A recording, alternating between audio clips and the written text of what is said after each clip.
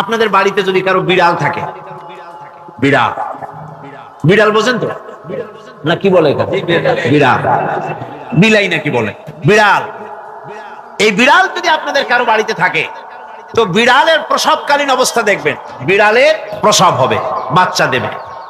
বিড়াল তখন ঘরের মধ্যে পেরেশান হয়ে ঘুরতে থাকে, একটা নিরাপদ জায়গা খোঁজে, একটা নিরাপদ জায়গা খোঁজে। প্রসব করার 2-3 দিন আগের থেকে খুঁজতে থাকে তার জন্য নিরাপদ জায়গা কোনটা। এরপরে খুঁজতে খুঁজতে প্রসবের দিন সে সত্যিকারের ঘরের মধ্যে সবচেয়ে কোনা কানা জায়গা যেটা, সেই রকমের একটা নিরাপদ জায়গা সে বেছে নিল। এরপরে বাচ্চা হলো। বাচ্চা হওয়ার পর এই বাচ্চার উপরে কেউ যেন আক্রমণ না করে, শত্রু যেন তার জায়গাটিতে না আসে, এই জন্য বাচ্চাটার তো হাত দিয়ে মায়ের মতো কোলে নিতে পারে না, সে আস্তে করে ঘাটটা কামড়ায় ধরে যাতে করে বাচ্চা ব্যথা না পায়।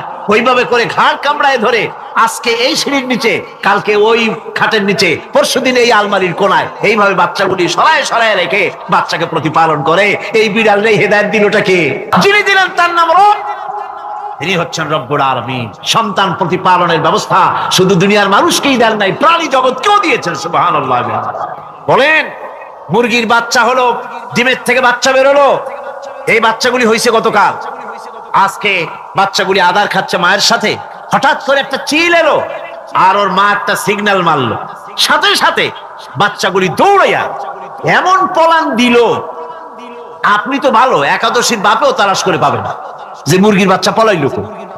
এখন ওই বাচ্চাটিকে এই সিগন্যাল সম্পর্কে কে অবহিত করলো যে এইরকম একটা আওয়াজ শুনলে এটা ভীতির আওয়াজ, এটা সাইরেন, এটা বিপদ সংকেত, এটা ডেঞ্জার সিগন্যাল, এটা শুনলে দেখলে তাড়াতাড়ি করে আত্মগোপন করবা। কেটে গেল, কেটে গেল, আল্লাহ পাক শিখাইছেন। এখন এক শ্রেণীর বুদ্ধিজীবী তারা আবার উল্টা কথা কয়। তারা বলে কি?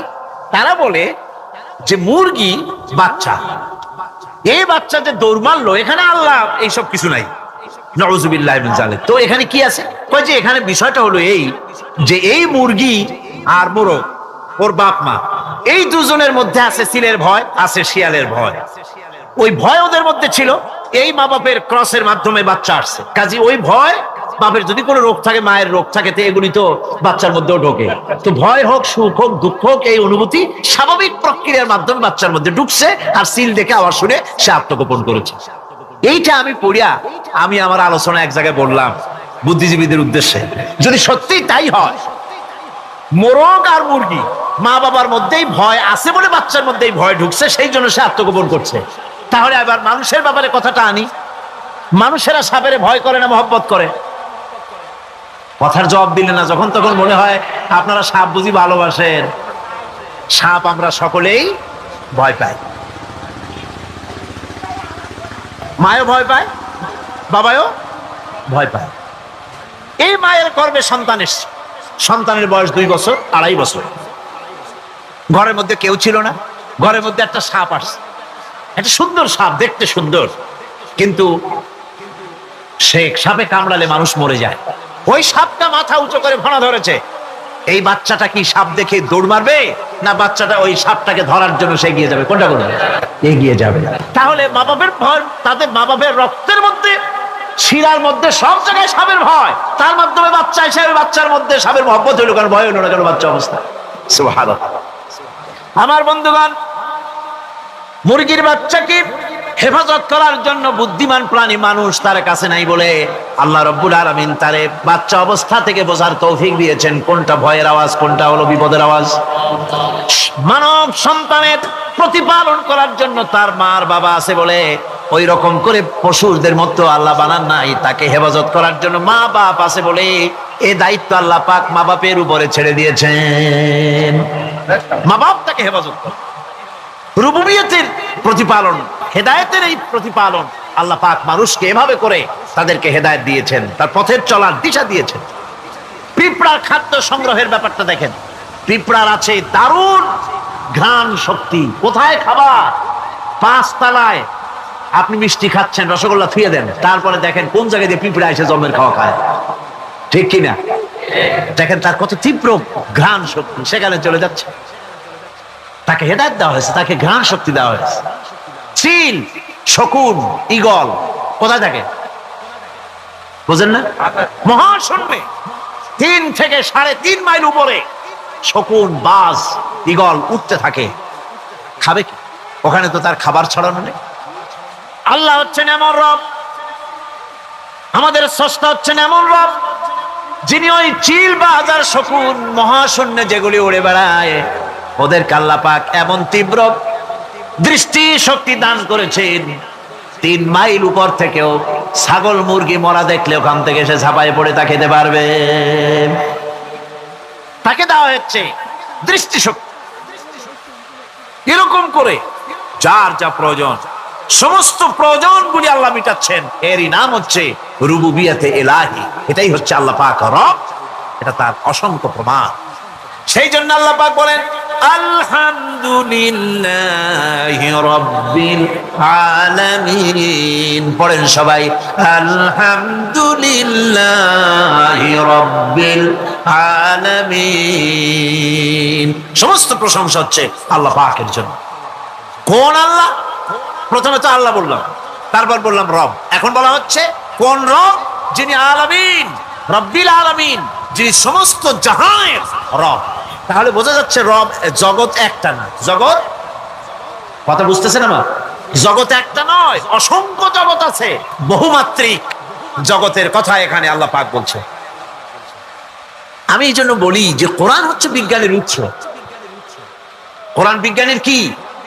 বিজ্ঞানের আবিষ্কার যত বাড়বে, বিজ্ঞান চিরটা কাল কোরআনের কাছে ভিক্ষার হাত দিয়ে এতিমের মতো দাঁড়ায় থাকবে কিয়ামত।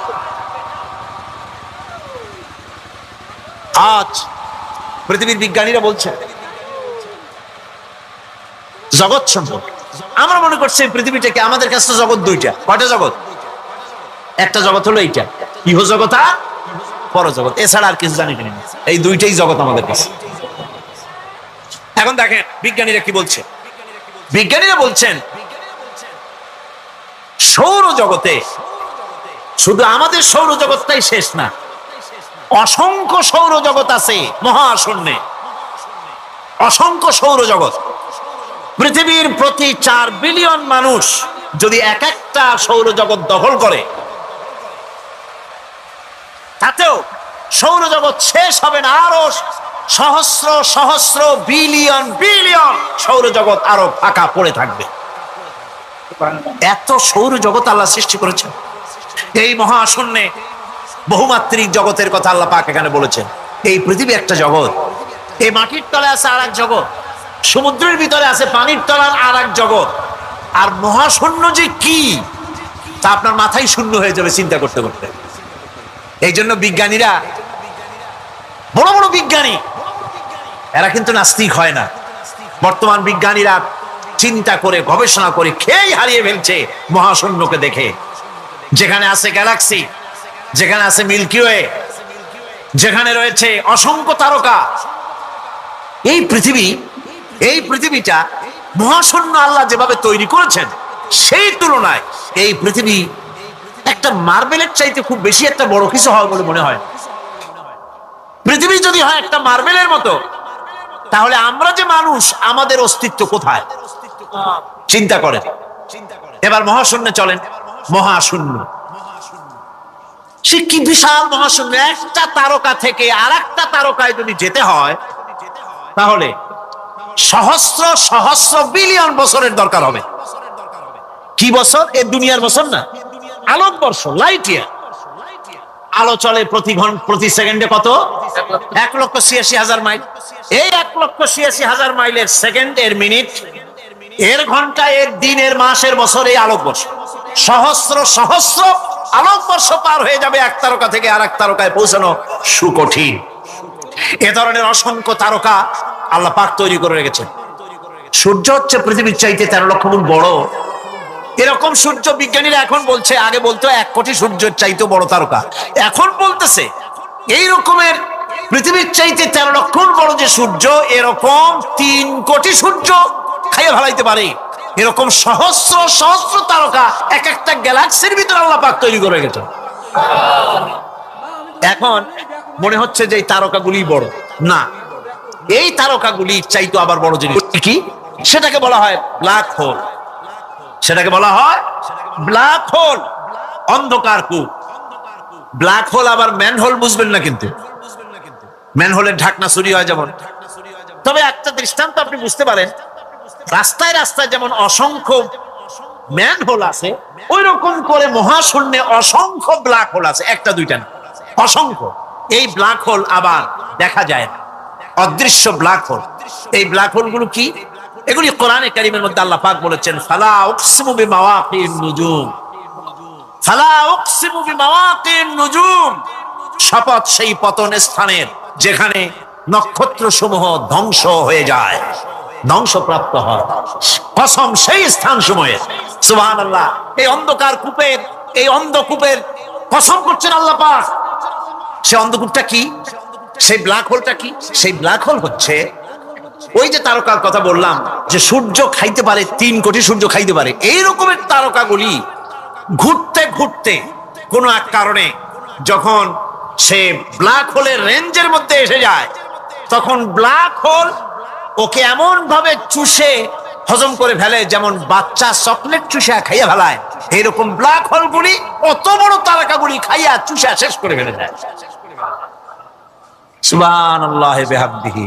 বিজ্ঞানীরা বলেছেন, আমাদের এই পৃথিবীটা, আল্লাহ না করুন কখনো, আমাদের এই পৃথিবীটা যদি কোনো ব্ল্যাক হোলের আওতায় পড়ে, ওর রেঞ্জে আসে, তাহলে মাত্র 2 সেন্টিমিটারের মধ্যে পৃথিবীটা তার ঘনত্ব লাভ করে ব্ল্যাক হোলের মধ্যে অদৃশ্য হয়ে যাবে, হারায় যাবে, অস্তিত্ব থাকবে। আল্লাহ পাক, আশ্চর্য লাগে আমার, বিজ্ঞানের বইপত্র যখন পড়ি আমার কাছে আশ্চর্য লাগে, 1400 বছর আগে নবী কোন বিজ্ঞানাগারে পড়াশোনা করেন নাই, কোন সায়েন্স নিয়ে রিসার্চ করেন নাই, সেই নবীর মুখ থেকে এমন বিজ্ঞানময় কোরআন আল্লাহ বের করালেন, যে আজকের পৃথিবীর মডার্ন যুগের বিজ্ঞানীরা কোরআনের কাছে এতিম হয়ে দাঁড়ায় আছে। পৃথিবীর কোন বিজ্ঞানী বলতে পারবে না যে কোরআনে কারীমের অমুক আয়াতটা আনসাইন্টিফিক, এটা হাদিস আমাদের বিজ্ঞানের সাথে মিল খায় না, এমন কথা বলতে পারবে না। বরং কোরআন সার্টিফাই করবে তোমার এই বক্তব্য, তোমার এই থিওরি মোস্ট আনসাইন্টিফিক। কোরআন বলবে, ওরা বলতে পারবে না যে আয়াতটা আনসাইন্টিফিক। সুতরাং কোরআন হচ্ছে মহান বিজ্ঞানময়, কোরআন হচ্ছে আল্লাহ পাকের দেওয়া এক মহান বিধান, যে কোরআনের কারণে আল্লাহ পাক আমাদেরকে হেদায়েত দান করেছেন। সুতরাং এই কোরআন হচ্ছে, কোরআনের মধ্যে যা আছে, গোটা কোরআনে যা আছে সব সূরা ফাতিহায় আছে। সুবহানাল্লাহ বিহামদিহি। আল্লাহ পাক বলছেন, আলহামদুলিল্লাহি রাব্বিল আলামিন। মুহাব্বতের সাথে পড়েন সবাই, আলহামদুলিল্লাহি রাব্বিল আলামিন। সমস্ত প্রশংসা, যাবতীয় প্রশংসা সে আল্লাহ পাকের, যিনি তামাম জাহানের পালনেওয়ালা রব। মানুষের সব প্রয়োজন তিনি মিটিয়েছেন। মানুষের জীবন ধারণের জন্য সব থেকে বড় প্রয়োজন পানি। সবচেয়ে বড় প্রয়োজন কি? পানি। জোরে কোন কি? পানি। জীবনের জন্য পানি এবং আর্দ্রতা, এই দুটি জিনিস অপরিহার্য, এছাড়া জীবন বাঁচবে না। আমরা দেখতে পাই সমুদ্র ভরা পানি মজুদ আছে, লক্ষ্য করেন, সমুদ্র ভরা পানি মজুদ আছে, নদী খাল বিল ভরা পানি মজুদ আছে, কিন্তু এটাই তো যথেষ্ট নয়। রব হচ্ছেন তিনি, যিনি এই বিশাল বিশাল পানির মজুদ থেকে বাতাসকে যিনি বলেন, যিনি প্রতিনিয়ত বাষ্পীয় আকারে পানিগুলিকে সমুদ্র থেকে উত্থিত করেন, পানিগুলিকে উত্থিত করেন মহাকাশে। আল্লাহ পাক বলেন, আল্লাহুল্লাযী আরসালার রিয়াহা ফাতুসিরু সাহাবা। বাষ্প হয়ে পানিগুলি আকাশে উত্থিত হয় এবং মহাকাশে যাওয়ার পর এই পানিগুলি, লবণাক্ত পানিগুলি আল্লাহর মেশিনে সেগুলি মিষ্টি হয়ে যায়। জোরে কোন সুবহানাল্লাহ। পানিগুলি মিষ্টি হয়ে গেল, ওই মিষ্টি পানি আল্লাহ রাব্বুল আলামিন নাজিল করে দিলেন। এবার বৃষ্টি কণা কণা হয়ে পড়লো, ফোঁটা ফোঁটা বৃষ্টি। আল্লাহ খুঁজে দেখলেন বৃষ্টির ফোঁটাগুলি পৃথিবীর প্রতিটি কণা তালাশ করে তৃষ্ণার্ত কণাগুলিকে আল্লাহ পাক ভিজায় দিলেন। সেই জন্য তার নাম হলো রব। তিনি হচ্ছেন রব, প্রয়োজন মিটান। পানি সবচেয়ে প্রয়োজন বেশি, সেই পানি আল্লাহ পাক এভাবে সরবরাহ করলেন। জমিনের চারিদিকে নদী নালা রেখেছেন, জমিনকে আর্দ্র করেছেন, জমিনের ভিতরের পানি মিষ্টি করেছেন, টিউবওয়েল মারলে পরে, পাম্প করলে পরে ভিতর থেকে মিঠা পানি আল্লাহ পাক বের করে দেন, সুবহানাল্লাহ।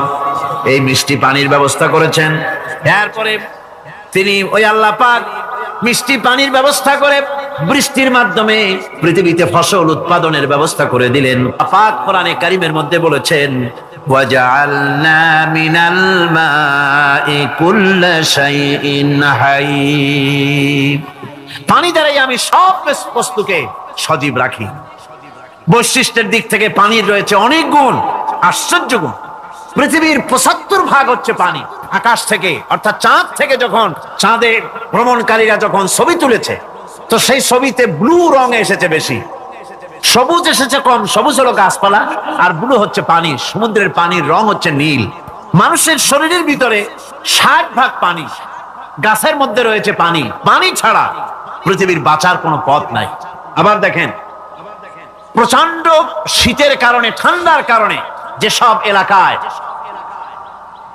তাপমাত্রা হিমাঙ্কের নিচে এসে যায়, সেই সব দেশে সমুদ্রের পানি আর দরিয়ার পানিগুলি বরফ হয়ে যায়। এই বরফ যখন হতে থাকে, তখন পানি তার নিজের তাপকে নিচের দিকে ছুটতে থাকে। উপরের তাপ বরফ হয়ে যায় ঠান্ডা, আর নিচে তাপ বিচ্ছুরিত করে দিয়ে পানির ভিতরে যত জলজ প্রাণী আছে আর উদ্ভিদ আছে, সবগুলিকে বাঁচায় রাখার ব্যবস্থা আল্লাহ রাব্বুল আলামিন এভাবে করে থাকে। এবার আল্লাহ রাব্বুল আলামিন বলছেন, এই পানি ছাড়া মানুষ বাঁচে না, প্রাণী বাঁচে না। পানি এমন এক জিনিস, এমন এক নিয়ামত আমি দান করলাম। আল্লাহ পাক বলেন, কুল আরাআইতুম ইন আসবাহা মাউকুম গাওরান ফামান ইয়াতিকুম বিমাইন মাইন। বলো দেখি, সবে শুকাইয়া যদি যায় এই জমিনের পানি, তাহলে হেথায় তটনির ধারা কে দিবে সবারে আনি। এই পৃথিবীর নদী নালা খাল বিল, জমিনের আভ্যন্তরীণ দিকে পানিগুলি যদি আমি আল্লাহ রাব্বুল আলামিন শুকায় দেই, তাহলে আমি আল্লাহ ছাড়া এমন কে আছে যে নতুন করে আবার পানির আমদানি করে দিতে পারে? আছে কেউ? আজ পানির শূন্যতা আমাদের দেশে দেখা যাচ্ছে। পানি আস্তে আস্তে কমে যাচ্ছে, আস্তে আস্তে পানি শেষ হয়ে যাচ্ছে। কি কারণে শেষ হচ্ছে এবং কি হলে পানি পাওয়া যাবে পরে বলা যাবে ইনশাআল্লাহ। তো জীবন ধারণের জন্য যেমন পানির প্রয়োজন, জীবন ধারণের জন্য তেমন বাতাসেরও প্রয়োজন। পানি ছাড়া তো কিছু সময় চলতে পারে, পানি এবং খাদ্য ছাড়া কিছু সময় চলতে পারে, কিন্তু বাতাস ছাড়া তো এক মুহূর্ত চলে না, ঠিক কিনা? বুঝেন কিনা কথা? বাতাস ছাড়া এক মুহূর্ত চলতে পারে না। অথচ আল্লাহ রাব্বুল আলামিন এই বাতাস দিয়ে গোটা আকাশকে, শূন্য জায়গাগুলি বাতাস দিয়ে ভরে রেখেছেন, যাতে করে কারো বাতাসের কোনো অসুবিধা না হয়, শ্বাস করতে কোনো কষ্ট না হয়। প্রাণী জগৎকে বাতাস দিয়ে বাঁচিয়ে রাখার জন্য আল্লাহ পাক মহাশূন্যকে এভাবে সব এলাকা বাতাস দিয়ে ভরে রেখেছেন। এই জন্য তার নাম হচ্ছে রব। এটাই হচ্ছে রুবুবিয়তের নমুনা। আমার ভাইয়েরা, আল্লাহ রাব্বুল আলামিন পানি দিলেন, বাতাস দিলেন, খাদ্যের ব্যবস্থা করে দিলেন। শস্য শ্যামল এলাকায় আল্লাহ পাক সব জায়গাগুলিতে শস্য শ্যামল হোক অথবা ঊষর ধূসর মরুভূমি হোক, সারা পৃথিবী জুড়ে আল্লাহ রাব্বুল আলামিন খাবারের দস্তরখান বিছায় রেখেছেন। ওয়ামা মিন দাব্বাতিন ফিল আরদি ইল্লা আলাল্লাহি রিজকুহা। এই পৃথিবীর বুকে এমন কোন বিচরণশীল জীব নাই যেই জীবের রিজকের দায়িত্ব আমি আল্লাহ আমার নিজ হাতে গ্রহণ করি নাই। জোরে বলেন সুবহানাল্লাহ। সব রিজেক আমি ছড়াই রেখেছি বিশ্ব জুড়ে সর্বত্র। আল্লাহ পাক বলছেন, ফালইয়ানজুরিল ইনসানু ইলা তাআমিহি আন্না সাবাবনাল মাআ সাব্বা সুম্মা শাকাকনাল আরদা শাক্কা ফাআমবাতনা ফিহা হাব্বা। আল্লাহ পাক বলছেন, মানুষের উচিত নিজ খাদ্যাদির দিকে লক্ষ্য করা, নিজের খাদ্যের দিকে লক্ষ্য করা। যেহেতু এই খাদ্য প্রতিদিন তার সামনে আসে, এদিকে তার লক্ষ্য করা উচিত। আমি প্রথমে জমিনের উপরে পানি বর্ষণ করি, পরে জমিনকে দীর্ণ বিদীর্ণ করি, এরপরে জমিনের ভিতরে উর্বরা শক্তি আমি দান করি। কে বলতেছেন এই কথা? আল্লাহ পাক বলছেন। এরপরে আমি নানান জাতের ফসল ফলন তোমাদের জন্য আমি দান করে দেই। খাদ্যের দিকে নজর করতেই জন্য আল্লাহ পাক বলেছেন, মানুষ চতুর্দিক থেকে তো চোখ ফিরাতে পারে, মুখ ফিরাতে পারে, কিন্তু খাদ্যের দিকে তার নজর করতেই হয়। সকালে, দুপুরে, বিকালে, রাত্রে সব সময় তার সামনে খাবার আছে। আল্লাহ পাক বলেন, খাবারের দিকে একটু নজর করো, কেমন ভাবে কি সুন্দর করে খাবারগুলি তৈরি করে দিয়েছি, শুরু কিভাবে হলো, পরিপক্ক কিভাবে হলো, সেদিকে তোমরা লক্ষ্য করো। সে লক্ষ্য তো করা নাই, সমানে খায়, বিসমিল্লাহ বলেন, আলহামদুলিল্লাহ বলেন, পাইকারি দরে খাইতেই। আল্লাহ পাক বলছেন খাদ্যাদের দিকে লক্ষ্য করো। এই যে চাউল তোমরা খাচ্ছ, আটা খাচ্ছ, গম খাচ্ছ, মাছ খাচ্ছ, গোশ খাচ্ছ, তাম পৃথিবীর সমস্ত বিজ্ঞানীরা একত্রিত হয়ে একটা চাউল বানাইতে পারবে? জোরে কোন পারবে? না পারবে। পারবে প্লাস্টিকের চাউল খাবে আর কলেরা হয়ে মরবে। পৃথিবীর সমস্ত বিজ্ঞানীরা একত্রিত হয়ে একটি চাউল বানাতে পারবে না, একটা ডিম বানাতে পারবে না। পারবে একটা ডিম বানাতে? পারবে না। বিজ্ঞানীদের প্রশংসা আমরা করি, হ্যাঁ করি। বিজ্ঞানীরা অনেক কিছু বিশ্বকে উপহার দিয়েছে, কিন্তু মূল রবের কাছে আমরা যাই না, তাকে চিনতেও পারি না, সেখানে যাই না। বিজ্ঞানীরা কি করেছে? আল্লাহর বানানো জিনিসগুলি তারা ডিজাইন করেছে। ডিজাইন করতে তো নিষেধ নাই, আর ডিজাইন করাই যায়, সৃষ্টি করতে পারে না। বিজ্ঞানীরা সৃষ্টি করে নাই, ডিজাইন করেছে। কিরকম? আল্লাহ পাক চাউল তৈরি করেছেন। চাউল তৈরি করেছে কে? বলেন না সবাই। এখন আপনারা সেই চাউল দিয়ে পিঠা বানান, পায়েস বানান, সেই চাউল দিয়ে ভাপা পিঠা, আরো কি যেন খায় চট্টগ্রামে রস দিয়া, ওটাকে কি কয়? দই পিঠা নাকি ধোঁয়া পিঠা। তো এইভাবে করে আপনি ডিজাইন তৈরি করছেন। আটা দিচ্ছে, আল্লাহ পাক আটা তৈরি করেছেন, গম দিয়েছেন, এই আটা দিয়ে গোলগোল্লা তৈরি হচ্ছে, এর দ্বারা রুটি তৈরি হচ্ছে, এর দ্বারা অসংখ্য রকমের সিমাই টিমাই ইত্যাদি দিয়ে, লাচ্ছা সিমাই, নানান রকমের সিমাই আপনি ডিজাইন করেন, অসুবিধা নাই। আল্লাহর তৈরি করা কাঠ দিয়ে ফার্নিচার তৈরি হচ্ছে, টেবিল হচ্ছে, চেয়ার হচ্ছে, গোষ্ঠী শুদ্ধ হচ্ছে। আল্লাহর তৈরি করা লোহা দিয়ে মাইক হচ্ছে, স্ট্যান্ড গান হচ্ছে, ব্রেন গান হচ্ছে, তারপরে প্লেন হচ্ছে। তাহলে আমি বলতে চাইলাম, বুঝাতে চাইলাম, সমস্ত জিনিস এর স্রষ্টা কে? জোরে বলেন কে? বিজ্ঞান শুধু এগুলিকে এক জায়গায় করে অ্যাসেম্বল করছে, এগুলিকে এক জায়গায় করে এক একটা রূপ দিয়েছে। এখানে বিজ্ঞানের কৃতিত্ব আছে ঠিক, কিন্তু আপনারাই বলেন, লোহা যদি আল্লাহ তৈরি না করতেন এই মাইক তৈরি হতো? রাইফেল তৈরি হতো? আর রাইফেল যদি নাই হতো তাহলে কারাগারের বন্দীগুলো মারতেন কি দিয়ে? রাইফেল যদি না হতো যুদ্ধ করতেন কি দিয়ে? ঠিক কিনা? যত মারামারি ইত্যাদি যা কিছু হচ্ছে, তো শুধু মারামারির জন্যই তো আল্লাহ লোহা বানান নাই। লোহার সবচাইতে বড় প্রয়োজন হচ্ছে জমিন কর্ষণ করা, জমিন চাষ করা। এই জমিন চাষের জন্য লাঙ্গল দরকার, শাবল দরকার, খন্তা দরকার, কোদাল দরকার। এই লোহার দামকেও আল্লাহ পাক এত লোহা বেশি দিয়েছেন, যার জন্য লোহার দাম কম। সোনা কম দিয়েছেন, যেহেতু সোনার প্রয়োজনীয়তা কম, লোহার প্রয়োজনীয়তা বেশি, এই জন্য লোহা বেশি দিয়েছেন, দামটা কমে গেছে, যার জন্য আপনার আমার জন্য কিনে ব্যবহারটা সহজ হয়েছে। কথা ঠিক কিনা? আল্লাহ রাব্বুল আলামিন এইভাবে করে মানুষের রুবুবিয়াতটা, আল্লাহ পাকের রুবুবিয়াত হচ্ছে এই, তিনি মানুষকে সুন্দর করে সৃষ্টি করে যা কিছু প্রয়োজন সবকিছু খাওয়াচ্ছেন, দিচ্ছেন। সে আল্লাহ পাক প্রশ্ন করছেন, কুল মান ইয়ারযুকুকুম মিনাস সামাই ওয়াল আরদ আম্মান ইয়ামলিকুস সামআ ওয়াল আবসারা ওয়া মান ইয়াখরুজুল হাইয়্যা মিনাল মাইয়িতি ওয়া ইউখরিজুল মাইয়িতা মিনাল হাইয়্য। আকাশের প্রশস্ত বুক থেকে এবং জমিনের এই প্রশস্ত বুক থেকে কে রিজেক তোমাদের খাদ্যকে উৎপাদন করে? কে নির্জীব থেকে সজীবকে বের করেন? আর কে সজীবকে নির্জীবে পরিণত করেন? তিনি কে? তিনি হচ্ছেন আল্লাহ পাক। আল্লাহ পাক বলছে, এই প্রশ্ন যদি তাদেরকে করা হয় তো তারা কি বলবে? আল্লাহ পাক বলেন, وَمَنْ يُدَبِّرُ الْأَمْرَ فَسَيَقُولُونَ اللَّهُ فَقُلْ أَفَلَا تَتَّقُونَ। হে নবী, এদেরকে প্রশ্ন করুন। এদেরকে যদি প্রশ্ন করা হয় এই পৃথিবীর সুন্দর পরিচালনা পদ্ধতি কে করেন, তাহলে তারা এক কথায় বলবে, নিজের থেকেই বলবে আল্লাহ। কে করছেন? সবকিছু আল্লাহ। আল্লাহ পাক বলেন নবী তাহলে তাদেরকে বলেন, এ কথা জানার পর, এ কথা বোঝার পরেও কেন তারা ঔদাসীন্যতা দেখাচ্ছে, কেন তারা গাফিল হয়ে যাচ্ছে, কেন তারা আল্লাহ পাককে ভয় করে তার পথের অনুসারী হচ্ছে না? যে আল্লাহ রাব্বুল আলামিন এত কিছু করছেন, তিনি তার পরিচয় সম্পর্কে বলে দিচ্ছেন, ফাযালিকুমুল্লাহু রাব্বুকুমুল হক ফামাযা বা'দাল হক ইল্লাদ দালাল। নিশ্চয়ই এসবের মূলে রয়েছেন তোমাদের রব, আমাদের আল্লাহ, আমাদের রব। সুতরাং উজ্জ্বল সত্য প্রকাশিত হওয়ার পর গোমরাহি ছাড়া আর কিছুই বাকি থাকে না।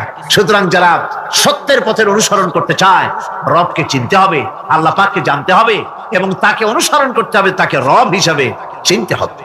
এটা হচ্ছে সেই রুবুবিয়াত ইলাহি যার দিকে হযরত মূসা আলাইহিস সালাম ইঙ্গিত করেছিলেন। ফিরআউন যখন তাকে প্রশ্ন করেছিলেন, ফামান রাব্বুকুমা ইয়া মূসা, হে মূসা তোমাদের দুজনের রব কে? তোমাদের রব, তোমাদের প্রভু কে? তিনি জবাব দিলেন, রব্বুনাল্লাযী আ'তা কুল্লা শাইইন খালকাহু সুম্মা হাদা। রব হচ্ছেন আমাদের তিনি, যিনি নাকি আমাদের প্রতিপালক, আমাদেরকে সৃষ্টি করেছেন এবং আমাদেরকে হেদায়েত দিয়েছেন, সঠিক পথের দিশা দিয়েছেন।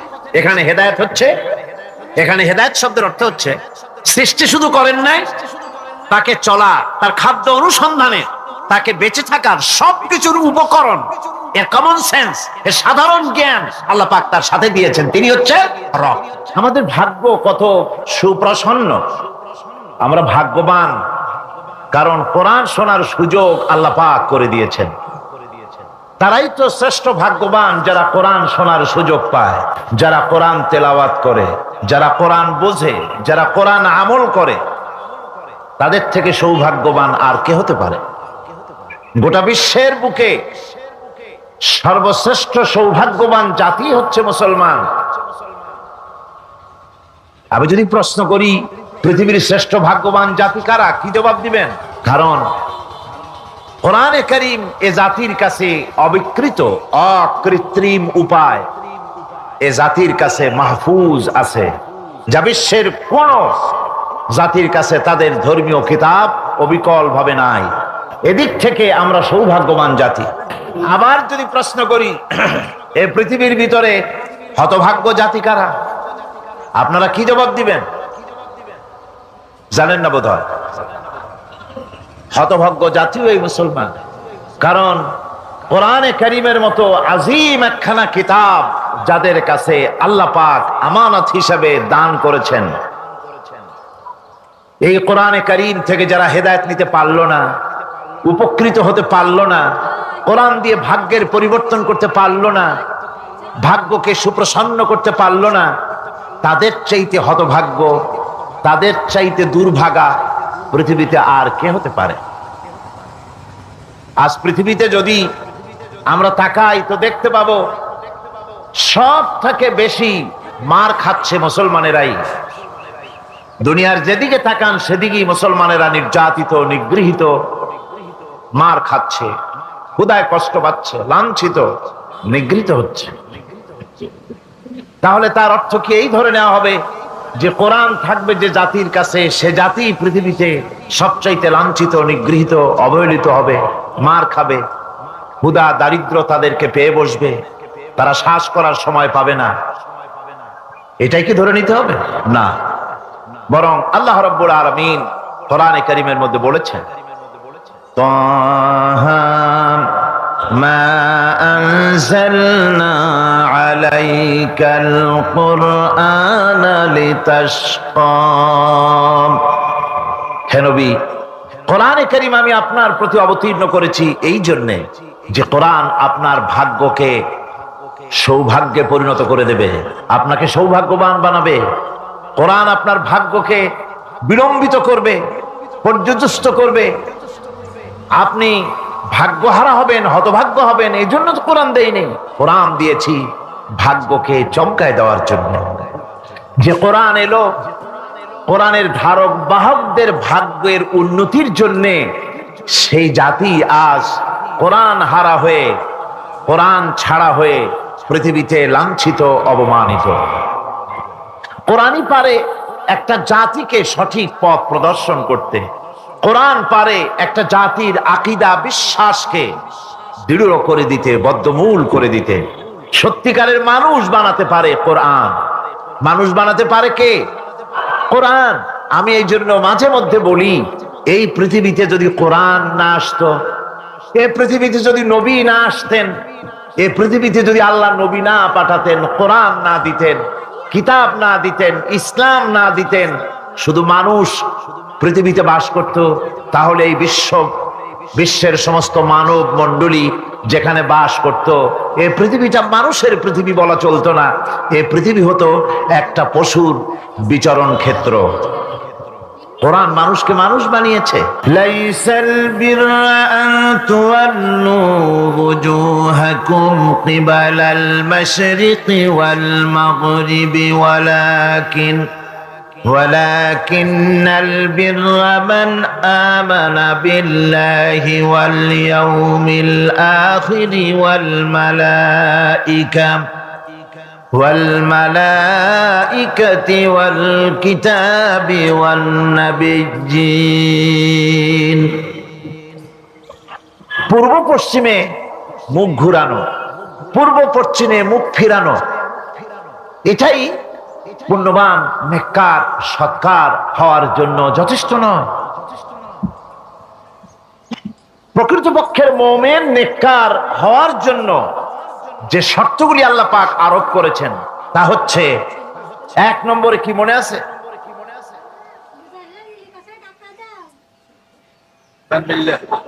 এত আস্তে আস্তে বলতেছেন, মনে হয় আপনি নিজেও শুনতেছেন কিনা তাও সন্দেহ। এর এক নম্বরে হচ্ছে, কিছু আবার চালাক লোক আছে, তারা সহজে কোনো কথার জবাব দেয় না। তারা ভাবে যে জবাব না দেওয়াই বুদ্ধিমানের কাজ, কোনটা বলে কোন প্যাচে পড়ি। আল্লাহ পাক আমাদের জেহেন শক্তি, স্মৃতি শক্তি যেন বৃদ্ধি করে দেন, বলেন আমিন। আমরা যেন যা কোরআন হাদিসের শুনি তা যেন মনে রাখতে পারি, যা খারাপ কথা শুনি তা যেন ভুলে যাই, যা ভুল কথা শুনি তা যেন ভুলে যাই, আর যা হক কথা তা যেন মৃত্যু পর্যন্ত আল্লাহ স্মরণ রাখার তৌফিক দেন। এর প্রথম কথাই ছিল ঈমান বিল্লাহ, আল্লাহর প্রতি ঈমান। দুই নম্বরে ছিল পরকালে বিশ্বাস। এই দুটি কথা আমরা আলোচনা করে ফেলেছি। ঈমান বিল্লাহ তো আলোচনা করেছি গত বছর, আর গতকালকে আলোচনা করেছি কি বলুন তো, পরকালের উপরে বিশ্বাস। আজকে আপনাদের সামনে আমি আলোচনা করব ইনশাআল্লাহ ফেরেশতা এবং কিতাব, এই দুটি জিনিসের উপরে, মালাইকা এবং কিতাব। ফেরেশতার উপরে ঈমান আনতে হবে, কিতাবের উপরে ঈমান আনতে হবে। শুধু পূর্ব পশ্চিমে কতগুলো সেজদা দিলেই এতে যদি কপালে দাগও পড়ে যায়, এটি একটি উপমা আল্লাহ দিয়েছেন, একটা উপমা, একটা দৃষ্টান্ত দিয়েছেন যে পূর্ব পশ্চিমে মুখ ঘুরানো এটা একটি উপমামূলক কথা। এটাই যথেষ্ট নয়, ঈমান আনতে হবে, বিষয়টা বুঝতে হবে, আকীদাকে মজবুত করতে হবে। আজকে মালাইকা, ফেরেশতা সম্পর্কে আমরা আলোচনা করব, তারপরে কিতাব সম্পর্কে আলোচনা করব। ওমা তৌফিকি ইল্লা বিল্লাহ। ফেরেশতাদের প্রতি ঈমান, এটা হচ্ছে আল্লাহর প্রতি ঈমানের পরিপূর্ণতা মাত্র। আল্লাহর উপরে ঈমানটা পরিপূর্ণ করতে হলে ফেরেশতাদের উপরে বিশ্বাস করতে হবে। এর উদ্দেশ্য শুধু ফেরেশতাদের উপরে স্বীকৃতি দানই নয়, বরং প্রকৃতপক্ষে এই বিশ্ব ব্যবস্থায় তাদের স্থান কি এটা জেনে নিতে হবে। ফেরেশতারা হচ্ছে আল্লাহ রাব্বুল আলামিন তার আজ্ঞাবহ গোলাম, আল্লাহ পাকের, তারা হচ্ছেন দাস, আল্লাহ পাকের বান্দা, আমাদের মতো। আমরা যেমন আল্লাহর গোলাম, ফেরেশতারাও আল্লাহর গোলাম। এই ফেরেশতা সম্পর্কে পৃথিবীর বিভিন্ন ধর্মের বিভিন্ন রকমের কনসেপশন আছে। এই ফেরেশতাদেরকে ইংরেজিতে অ্যাঞ্জেল বলা হয়।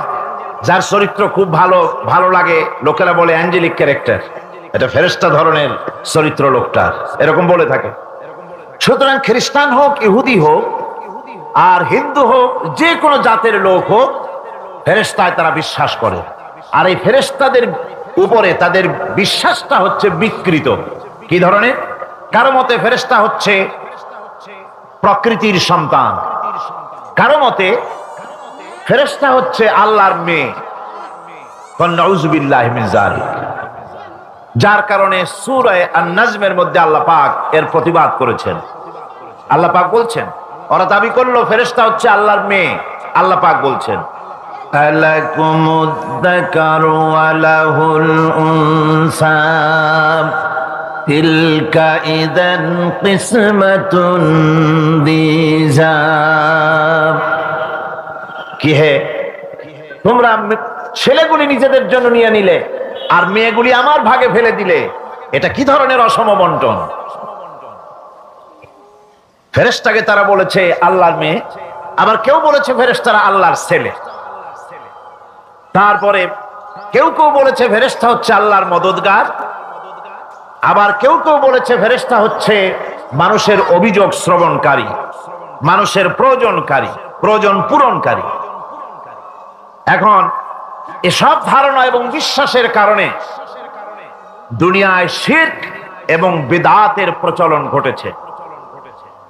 কোরআনে কারীম বিশ্ব ব্যবস্থায় ফেরেশতাদের অবস্থান কি সেটা পরিষ্কার করতে চায়, যাতে করে শিরকের সমস্ত দরজা বন্ধ হয়ে যায় আর তাওহীদের দরজা নির্ভেজাল ভাবে খুলে যায়। ইসলামের মূল বক্তব্যই হচ্ছে তাওহীদকে প্রতিষ্ঠা করা। কি প্রতিষ্ঠা করা? তাওহীদকে প্রতিষ্ঠা করা, আর শিরক আর বিদআতের শিকড় শুদ্ধ তুলে ফেলা। এটাই হচ্ছে ইসলামের মূল আইডিয়া। কোরআনের ভাষায় স্পষ্ট করে বলা হয়েছে যে ফেরেশতারা আল্লাহর মেয়েও নয়, আল্লাহর ছেলেও নয়, তারা হচ্ছে আল্লাহর বান্দা। বলুন তো ফেরেশতারা আল্লাহর কি? কোরআনে কারীমে রব্বুল আলামিন বলেন, وقالوا اتخذ الرحمن ولدا سبحانه بل عباد مكرمون। কাফেররা বলে দয়াময় কাউকে পুত্র বানিয়ে নিয়েছেন। পবিত্র সেই সত্তা যিনি, যার সম্পর্কে তারা এই বাজে কথাগুলি বলে, তার কোনো ছেলেও নাই, তার কোনো মেয়েও নাই। ফেরেশতারা তো তার সম্মানিত বান্দা মাত্র। ইবাদুম মুকরামুন, ফেরেশতা হচ্ছে সম্মানিত বান্দা। সুবহানাল্লাহি ওয়া বিহামদিহি। ফেরেশতারা হচ্ছে আল্লাহর কি?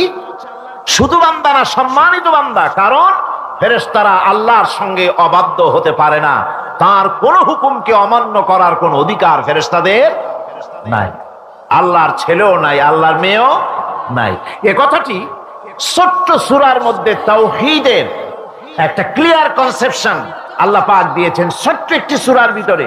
আমার কাছে মনে হয় যেন এই ছোট্ট সূরাটি মধ্যে এটা মনে হয় যেন একটি ঝিনুক, আর এর ভেতরে সমস্ত পৃথিবীর সমুদ্র আর মহাসমুদ্রের পানিগুলি ঢুকায় দেওয়া হয়েছে। ছোট্ট একটি সূরা তাওহীদকে এমন ভাবে প্রকাশিত হয়েছে এই সূরার মাধ্যমে, যা অন্য কোথাও এত পরিষ্কার আসেনি। আল্লাহ পাক সব জায়গায় বলেছেন, কিন্তু ছোট্ট সূরায় এক কথায় তাওহীদ প্রকাশিত হয়ে গেছে। কি? কুল হুয়াল্লাহু আহাদ। পড়েন সবাই, কুল হুয়াল্লাহু আহাদ আল্লাহুস সামাদ লাম ইয়ালিদ ওয়া লাম ইউলাদ ওয়া লাম ইয়াকুল লাহু কুফুয়ান আহাদ। আল্লাহ রাব্বুল আলামিন বলেন, নবী আপনি বলুন, আল্লাহ এক এবং একক। তিনি বেনিয়াজ, কারো মুখাপেক্ষী তিনি নন। তিনি কাউকে জন্ম দেন নাই, তাকেও কেউ জন্ম দেয়নি। আকাশের জমিনে ওই আল্লাহ রাব্বুল আলামিনের সমকক্ষ কেউ নাই। তিনি এক এবং একক। এই ফেরেশতারা হচ্ছে তার অনুগত বান্দা। ফেরেশতারা আল্লাহ পাকের ছেলেও নয়, মেয়েও নয়। এক মুহূর্তের জন্য ফেরেশতারা চুপ করে বসে থাকে না। যার যে কাজ আছে সেই কাজ নিয়ে তারা ব্যস্ত আছে। তারা অজিফা পাঠ, তাসবিহ পাঠের মধ্যে ব্যস্ত থাকে। অগণিত অসংখ্য ফেরেশতা, কেউ তো সেজদায় পড়ে আছে, কেউ রুকুতে পড়ে আছে, কেউ নামাজে দাঁড়ায় আছে, কেউ তো তাসবিহ পাঠ করতেছে। কোরআনে কারীম বলছে ইউসাব্বিহুর রা'দু বিহামদিহি ওয়াল মালাইকাতু মিন খিফাতিহি। আল্লাহ পাক বলেন, বিজদি প্রশংসার সাথে আল্লাহ পাকের গুণকীর্তন করে, আর সমস্ত ফেরেশতারা আল্লাহকে ভয় করে ভীতির সাথে আল্লাহর তাসবিহ পাঠ করতে থাকে। সমস্ত ফেরেশতারা আল্লাহর তাসবিহ পড়ে। আপনাদের মনে আছে আল্লাহ পাক যখন হযরত আদমকে সৃষ্টি করবেন বললেন ইন্নী জাইলুন ফিল আরদি খলিফা, ফেরেশতারা বলেছিলেন নাহনু নুসাব্বিহু বিহামদিকা ওয়া নুকদ্দিসু লাক, আমরাই তো তাসবিহ পড়ি, আমরাই তো আপনার হাম পড়ি, আপনার তাসবিহ পড়ি, সবকিছুই তো আমরা করি, পবিত্রতা ঘোষণা করি। এর দ্বারা প্রমাণিত হয় ফেরেশতারা সার্বক্ষণিকভাবে আল্লাহর তাসবিহ পাঠের মধ্যে তারা রত আছে। সব সময় আল্লাহর জিকির আজগারের ভেতরেই তারা ডুবে আছে। ওয়ালাহু মান ফিস সামাওয়াতি ওয়াল আরদি ওয়া মান ইনদাহু লা ইস্তাকবিরুনা আন ইবাদাতিহি ওয়া লা ইস্তাহসিরুন।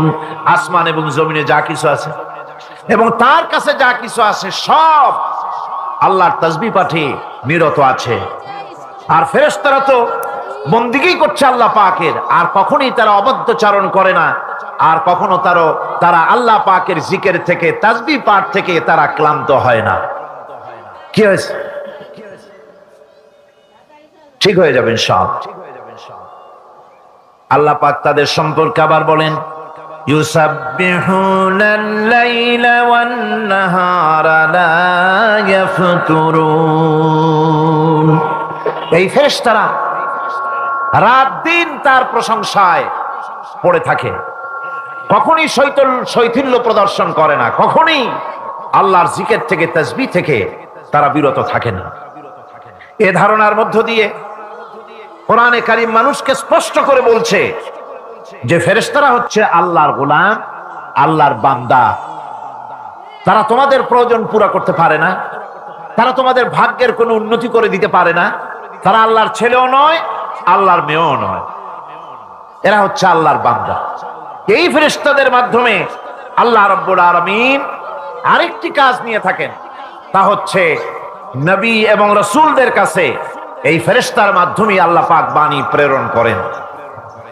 নবী রাসূলদের কাছে বাণী আনে কারা? আল্লাহর ফেরেশতা। এ কারণেই তাদের মাধ্যমে আল্লাহ পাক নবী রাসূলদের কাছে আল্লাহর বাণী পাঠান, যে এই ফেরেশতারা ওই বাণীর ভিতরে কোন রকম হ্রাস বৃদ্ধি করে না, তারা আল্লাহর অবাধ্য নয়, ওর মধ্যে তারা বাড়ায়ও না, তারা কমায়ও না, কোনো ক্ষমতা তাদের নেই। কোরআনে কারীমে আল্লাহ পাক বলছেন ইন্নাহু লাকাউলু রাসূলিন কারীম জি কুওয়াতিন ইনদা যিল আরশি মাকিন মুতাইন সাম্মা আমিন। নিঃসন্দেহে এক সম্মানিত বার্তাবাহকের বর্ণনা, এক ফেরেশতার বর্ণনা। আরশ অধিপতির কাছে তিনি সম্মানিত। জিবরাইল আলাইহিস সালামের কথা বলা হচ্ছে। হযরতে জিবরাইল আমিন তিনি আল্লাহর কাছে সম্মানিত, অনুগত এবং তিনি বিশ্বাসী। আল্লাহ পাকের পক্ষ থেকে তিনি বাণী বহন করে নিয়ে আসেন, আর এর ভিতরে কোন রকম হ্রাস বৃদ্ধি করার কোন ক্ষমতা ফেরেশতার নাই। আল্লাহ পাক বলছেন ওয়া ইন্নাহু লাতানজিরু রাব্বিল আলামিন নাযালা বিহির রূহুল আমিন। নিঃসন্দেহে এটা হচ্ছে রব্বুল আলামিনের পক্ষ থেকে অবতীর্ণ করা কিতাব, যা নিয়ে বিশ্বস্ত আত্মা অবতরণ করেছেন, অর্থাৎ হযরতে জিবরাইল আমিন। আল্লাহ পাক তাকে বিশ্বস্ত বলেছেন, শাদীদুল কুওয়া বলেছেন, প্রচন্ড ক্ষমতা তার, আল্লাহ পাক বলেছেন। এর থেকে জানা গেল যে ফেরেশতাদের প্রতি ঈমান শুধু আল্লাহর প্রতি ঈমানের জন্যই নয়, বরং কিতাবের প্রতি, নবীদের প্রতি ঈমান আনার জন্য ফেরেশতাদের প্রতি ঈমান আনা জরুরি। ফেরেশতাদের উপর ঈমান আনা কি জরুরি, অত্যন্ত জরুরি। ফেরেশতাদের উপর তৃতীয় আরেকটি কারণে ঈমান আনতে হয়, সেটা হচ্ছে আল্লাহ পাক তাদের মাধ্যমেই কাজগুলি করে থাকেন। ফেরেশতারা হচ্ছে আল্লাহ পাকের রাষ্ট্রীয় কর্মচারী, আল্লাহ পাকের স্টাফ। তাদের মাধ্যমে আল্লাহ বৃষ্টি, কোথাও বৃষ্টি দেন, কোথাও রহমত পাঠান, কোথাও গজব দেন, কোথাও ভূমিকম্পের সৃষ্টি করেন, কোথাও জলোচ্ছ্বাস, কোথাও ক্ষুধা, কোথাও দারিদ্র ইত্যাদি। পৃথিবীর ভিতরে আযাব, গজব, শান্তি যা কিছু আল্লাহ পাক করতে চান এই ফেরেশতাদের মাধ্যমেই তা করে থাকে। এক কথায় ফেরেশতারা হচ্ছে আল্লাহ পাকের রাষ্ট্রীয় কর্মচারী। এই কথা এভাবেই বিশ্বাস করতে হবে যে ফেরেশতারা কখনো অবাধ্য হয় না, অবাধ্য হওয়ার কোনো ক্ষমতাই তাদের নাই। তারা আল্লাহ পাকের বাধ্যগত আজ্ঞাবহ কর্মচারী। ফেরেশতাদের উপরে ঈমানটা এই পর্যন্তই আমি আপনাদের সামনে বললাম। ফেরেশতাদের প্রতি ঈমান আনার ব্যাপারে এই তিনটি কথা আপনাদের সামনে পেশ করেছি। এখন 3 নম্বরে যে কথাটি বিশ্বাস করতে হবে সেটা হলো কিতাব। কিসের উপর ঈমান? কিতাবের প্রতি ঈমান। ইসলামের পরিভাষায় কিতাব বলতে বোঝানো হয় সেই বাণীকে, সেই নির্দেশকে, সেই গ্রন্থকে। বড় বড় কিতাব, তার মধ্যে সর্বশেষ যে কিতাবখানি তার নাম হচ্ছে কোরআন। জোরে বলেন, তার নাম কি? আল কোরআন। এটি হচ্ছে সবচেয়ে বড় কিতাব এবং মুকাম্মাল কিতাব। অন্যান্য কিতাবগুলিতে যা বলা হয়েছে তার থেকে অনেক বেশি শরীয়তকে মুকাম্মাল করে আল্লাহ রাব্বুল আলামিন কোরআনে কারীমের মধ্যে এটাকে পরিপূর্ণ করে দিয়েছেন। নবুয়ত আর কিতাব দুটির জিনিসের ভিতরে একটা সম্পর্ক আছে। নবুয়ত এবং কিতাব দুটোই আল্লাহর পক্ষ থেকে আসছে। নবুয়ত আসছে কার কাছ থেকে? আর কিতাব আসছে আল্লাহর কাছ থেকে। নবুয়ত এর দাবি কেউ নিজের থেকে করতে পারে না। এই কথা আমি বহুবার আপনাদের সামনে আলোচনা করেছি। নবী দাবির ভিত্তিতে হয় না, নবী আল্লাহ বানান। ইলেকশন করে, নির্বাচন করে এমপি বানানো যায়, মন্ত্রী বানানো যায়, প্রেসিডেন্ট বানানো যায়, চেয়ারম্যান বানানো যায়, মেম্বার বানানো যায়, কিন্তু ইলেকশন করে নবী বানানো যায় না। নবী ইলেকশনে হয় না, নবী হয় কিসে? সিলেকশন। নবী কিসে হয়? সিলেকশনে। সিলেকশনটা করেন কে? আল্লাহ রাব্বুল আলামিন। সুতরাং নবী আল্লাহর কাছ থেকে আসে আর কিতাবও আল্লাহর কাছ থেকে আসে। নবী যদি কিতাব ছাড়া আসতেন, খুব ভালো করে বোঝে, নবী যদি কিতাব ছাড়া আসতেন আর কিতাব যদি নবী ছাড়া আসতো, তাহলে মানুষের ধর্ম পালন, জীবনের কর্তব্যবোধ, জীবন পরিচালনা এবং ধর্মকে অনুধাবন করা দারুণভাবে সুকঠিন হয়ে পড়ত।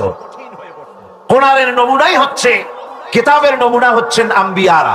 আম্বিয়া আলাইহিমুস সালাম, তারা হচ্ছেন কিতাবের নমুনা। কিতাবও যার, নবীও সেই আল্লাহ সুবহানাহু ওয়া তাআলা। কোরআন হচ্ছে একটা থিওরি আর নবীরা হচ্ছেন, কিতাব হচ্ছে থিওরি, নবীরা হচ্ছেন তার প্র্যাকটিক্যাল। থিওরি আর প্র্যাকটিক্যাল দুটো জিনিস এক নয়। যেমন আমি যদি কাগজে লিখি র দন্তেশ্ব গয় ওকার লয় লয় আকার, কাগজে লিখে দিলাম, কি হলো কন্ত? বলুন সবাই, কি হলো? এখন যদি আপনারা এইটার উপরে চাটেন, মিষ্টি লাগবে? বলবেন মিষ্টি কেমনে লাগবে, ওর মধ্যে দুধ নাই, চিনি নাই। আচ্ছা ঠিক আছে, লিখে দিলাম দুধ, চিনি ইত্যাদি যা যা লাগে সব লিখা কাগজটারে গোল বানাই দিলাম। এখন যদি চাবান, তাও কি মিষ্টি লাগবে? লাগবে না। মিষ্টি লাগবে কি হলে? দুধ কিনতে হবে, ছানা বানাতে হবে, চিনি শিরা তৈরি করতে হবে, তারপরে রসগোল্লা বানাতে হবে, এরপরে আপনি ফ্রিজে রাখবেন, চামচ দিয়ে কাটবেন, মজা করে খাবেন, তখন আপনার ভালো লাগবে, ঠিক কিনা? এখন ভালো লাগলো কেন? যেহেতু এটা প্র্যাকটিক্যালে আসছে। আর আগে কাগজ চেটেছেন, কাগজ চাবাইছেন, ভালো লাগে নাই, কারণ থিওরি চাবাইছেন। প্র্যাকটিক্যালে না আসা পর্যন্ত মজা পাওয়া যাবে না। সেই জন্যে কোরআন হচ্ছে একটা থিওরি, কাগজে লেখা একটা থিওরি। এই থিওরিটা আল্লাহ রাব্বুল আলামিনের। এই থিওরি যদি প্র্যাকটিক্যাল না থাকে, মডেল না থাকে, আদর্শ না থাকে, তাহলে তা পালন করা মানুষের জন্য দুঃসাধ্য, সুকঠিন। এই জন্য আল্লাহ সুবহানাহু ওয়া তাআলা কোরআনের মুজাসসাম নমুনা হিসেবে পেশ করেছেন মুহাম্মদুর রাসূলুল্লাহ সাল্লাল্লাহু আলাইহি ওয়াসাল্লাম। তিনি হচ্ছেন কোরআনের মডেল। সুবহানাল্লাহি ওয়া বিহামদিহি।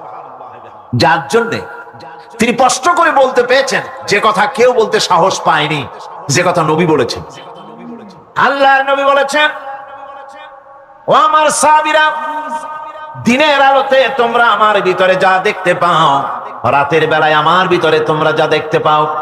ও আমার স্ত্রীরা, দিনের আলোতে আমার ভিতরে যা দেখতে পাও, রাতের আধারে আমার মধ্যে যা দেখতে পাও, যে সব আচরণ, আমার চলাফেরা, দিন ও রাতের আলোচনাগুলি, দিন ও রাতের চরিত্রগুলি, দিন ও রাতের আমার কর্তব্য পালন, আমার মধ্যে যা দেখতে পাও সবগুলি খুলে খুলে মানুষের সামনে বলে দাও।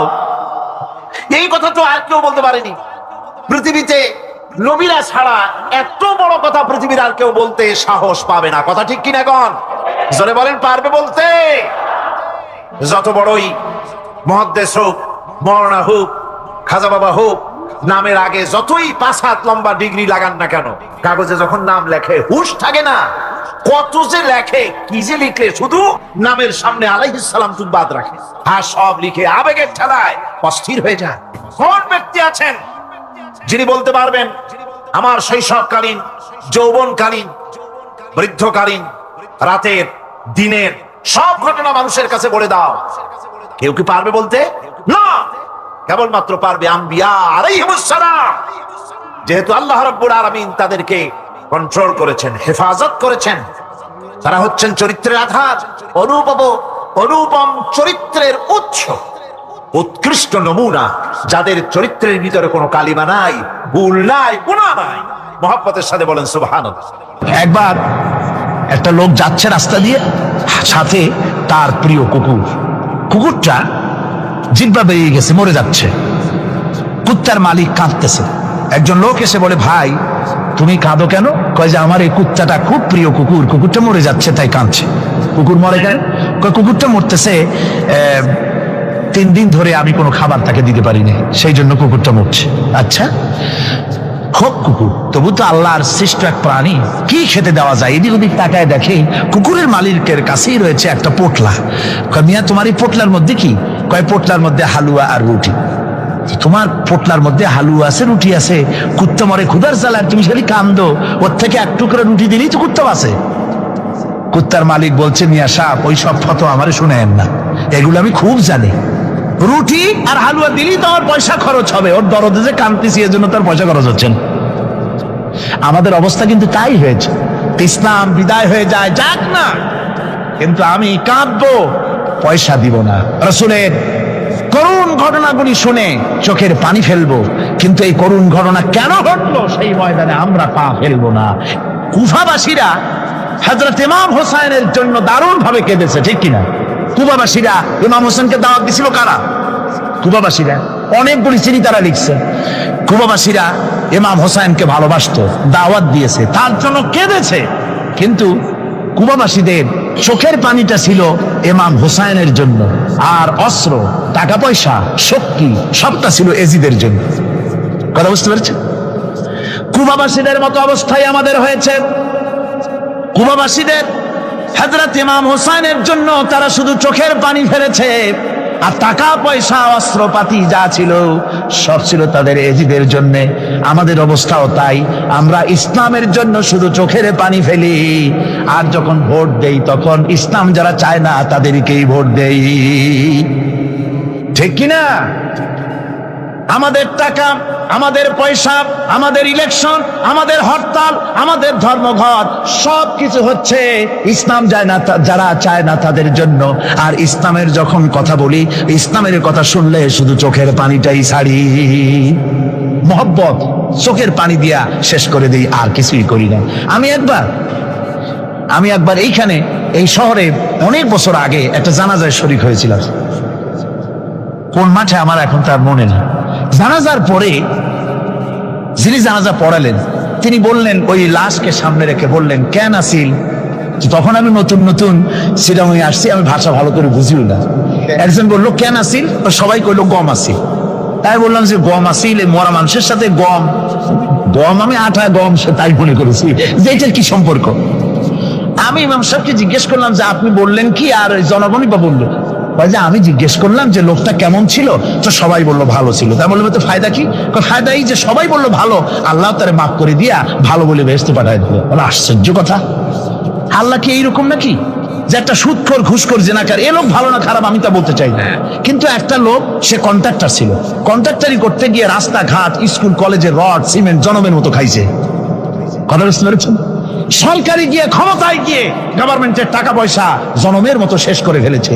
এই লোকটি সুদখোর ঘুষখোর জেনাকার মরে গেছে, আর আসে আপনি কইলেন যে কেন আসিল সকল গইল গম আসিল আর আল্লাহ বেহেশতে দিয়ে দেবে। তাহলে আল্লাহ হাকামুল হাকিমিন হইলেন কি করে? এটা কি বিচার হইল নাকি? কি করে সম্ভব? আমার বন্ধুগণ, আমরা যখন মরে যাই, মরার পরে আমাদেরকে কবরের মধ্যে রাখা হয়।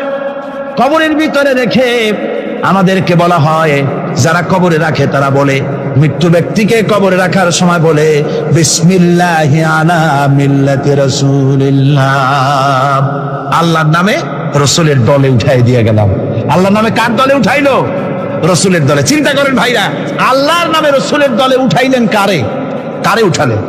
এই লোকটি তার যৌবনকালে যত মিছিল করেছে, ধর্মনিরপেক্ষতাবাদের পক্ষে মিছিল করেছে, পুঁজিবাদের পক্ষে মিছিল করেছে, সমাজতন্ত্রের পক্ষে মিছিল করেছে, স্লোগান দিয়েছে, দেওয়ালে লিখেছে, বক্তৃতা করেছে, ভোট দিয়েছে, বই লিখেছে, জীবনে যা কিছু করেছে সব করেছে মানুষের তৈরি করা মতবাদের জন্য। তার ভোট ইসলামের কাজে লাগে নাই, তার ইলেকশন ইসলামের কাজে লাগে নাই, তার দেওয়ালের লেখা ইসলামের কাজে লাগে নাই, তার বক্তৃতা তার টাকা পয়সা ইসলামের কাজে লাগলো না। মরে গেছে, পরে মরা মানুষ তারে উঠাইয়া বললা রাসূলুল্লাহর দলে উঠাইয়া দিলাম।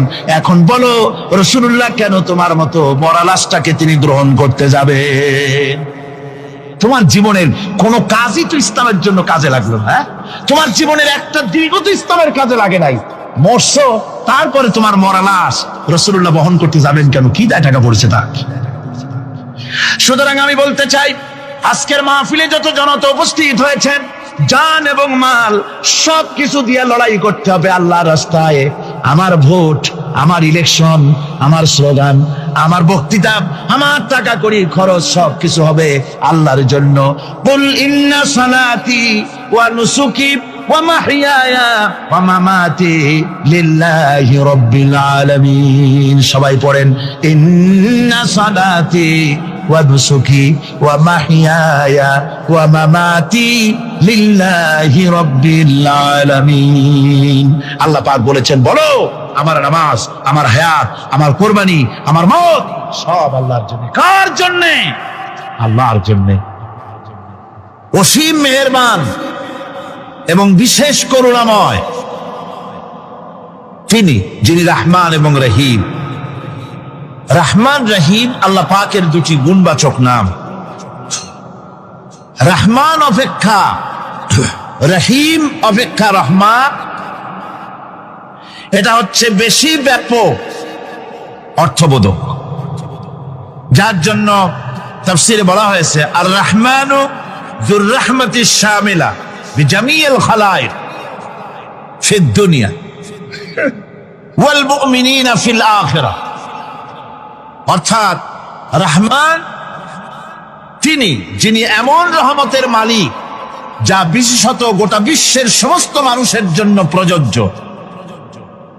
আর রহিম হচ্ছে শুধু কিয়ামতের দিন পৃথিবীতে রহমান, তিনি দয়াবান পৃথিবীর সমস্ত মানুষের জন্য এবং কিয়ামতে শুধু মুমিনদের জন্য।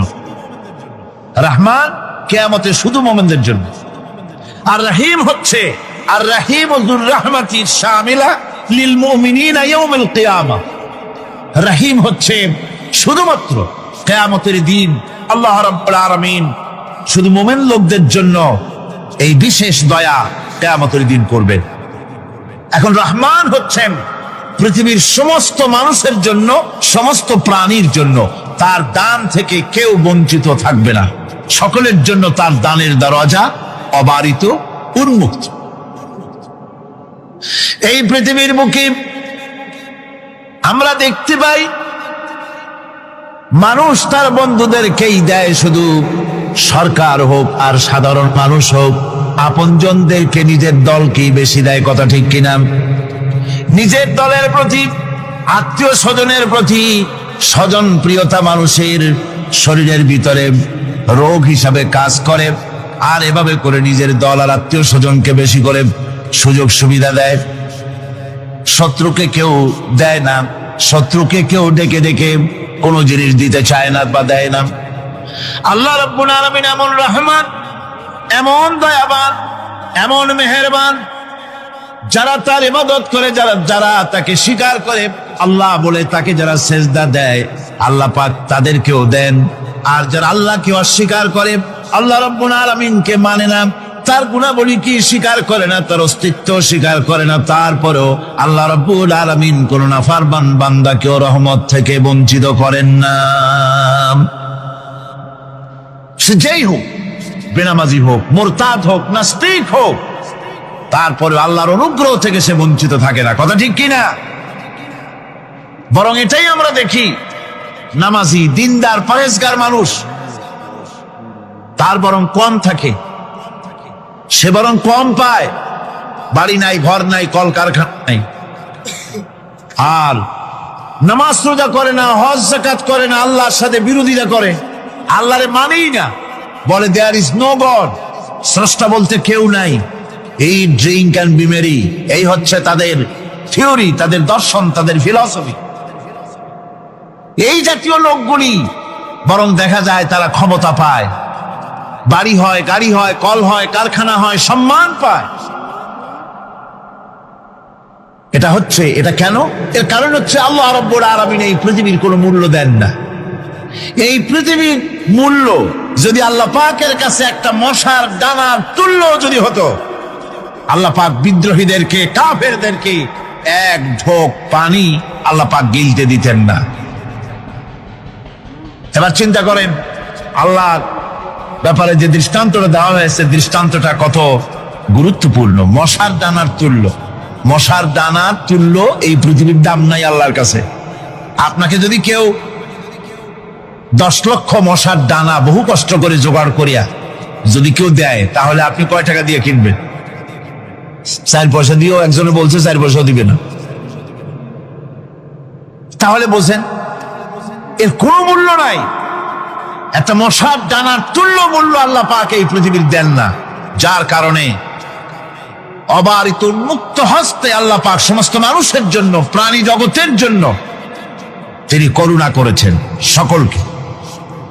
এই করুণাময় রহমান আল্লাহ পাক, তিনি গুনাহগারদেরকে, যারা আল্লাহ পাকের ফরমাবরদারি করতেছে, তাদেরকে সকলকে আল্লাহ পাক সমানভাবে তার জিনিসগুলিকে তিনি দিয়ে দিচ্ছেন।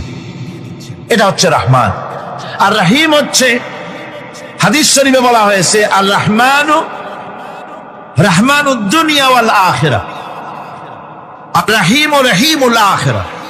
মোমেন রহমান তো শুধু আল্লাহ পাক দুনিয়া এবং আখিরাতের জন্য, আর রহিম শুধুমাত্র আখিরাতের জন্য।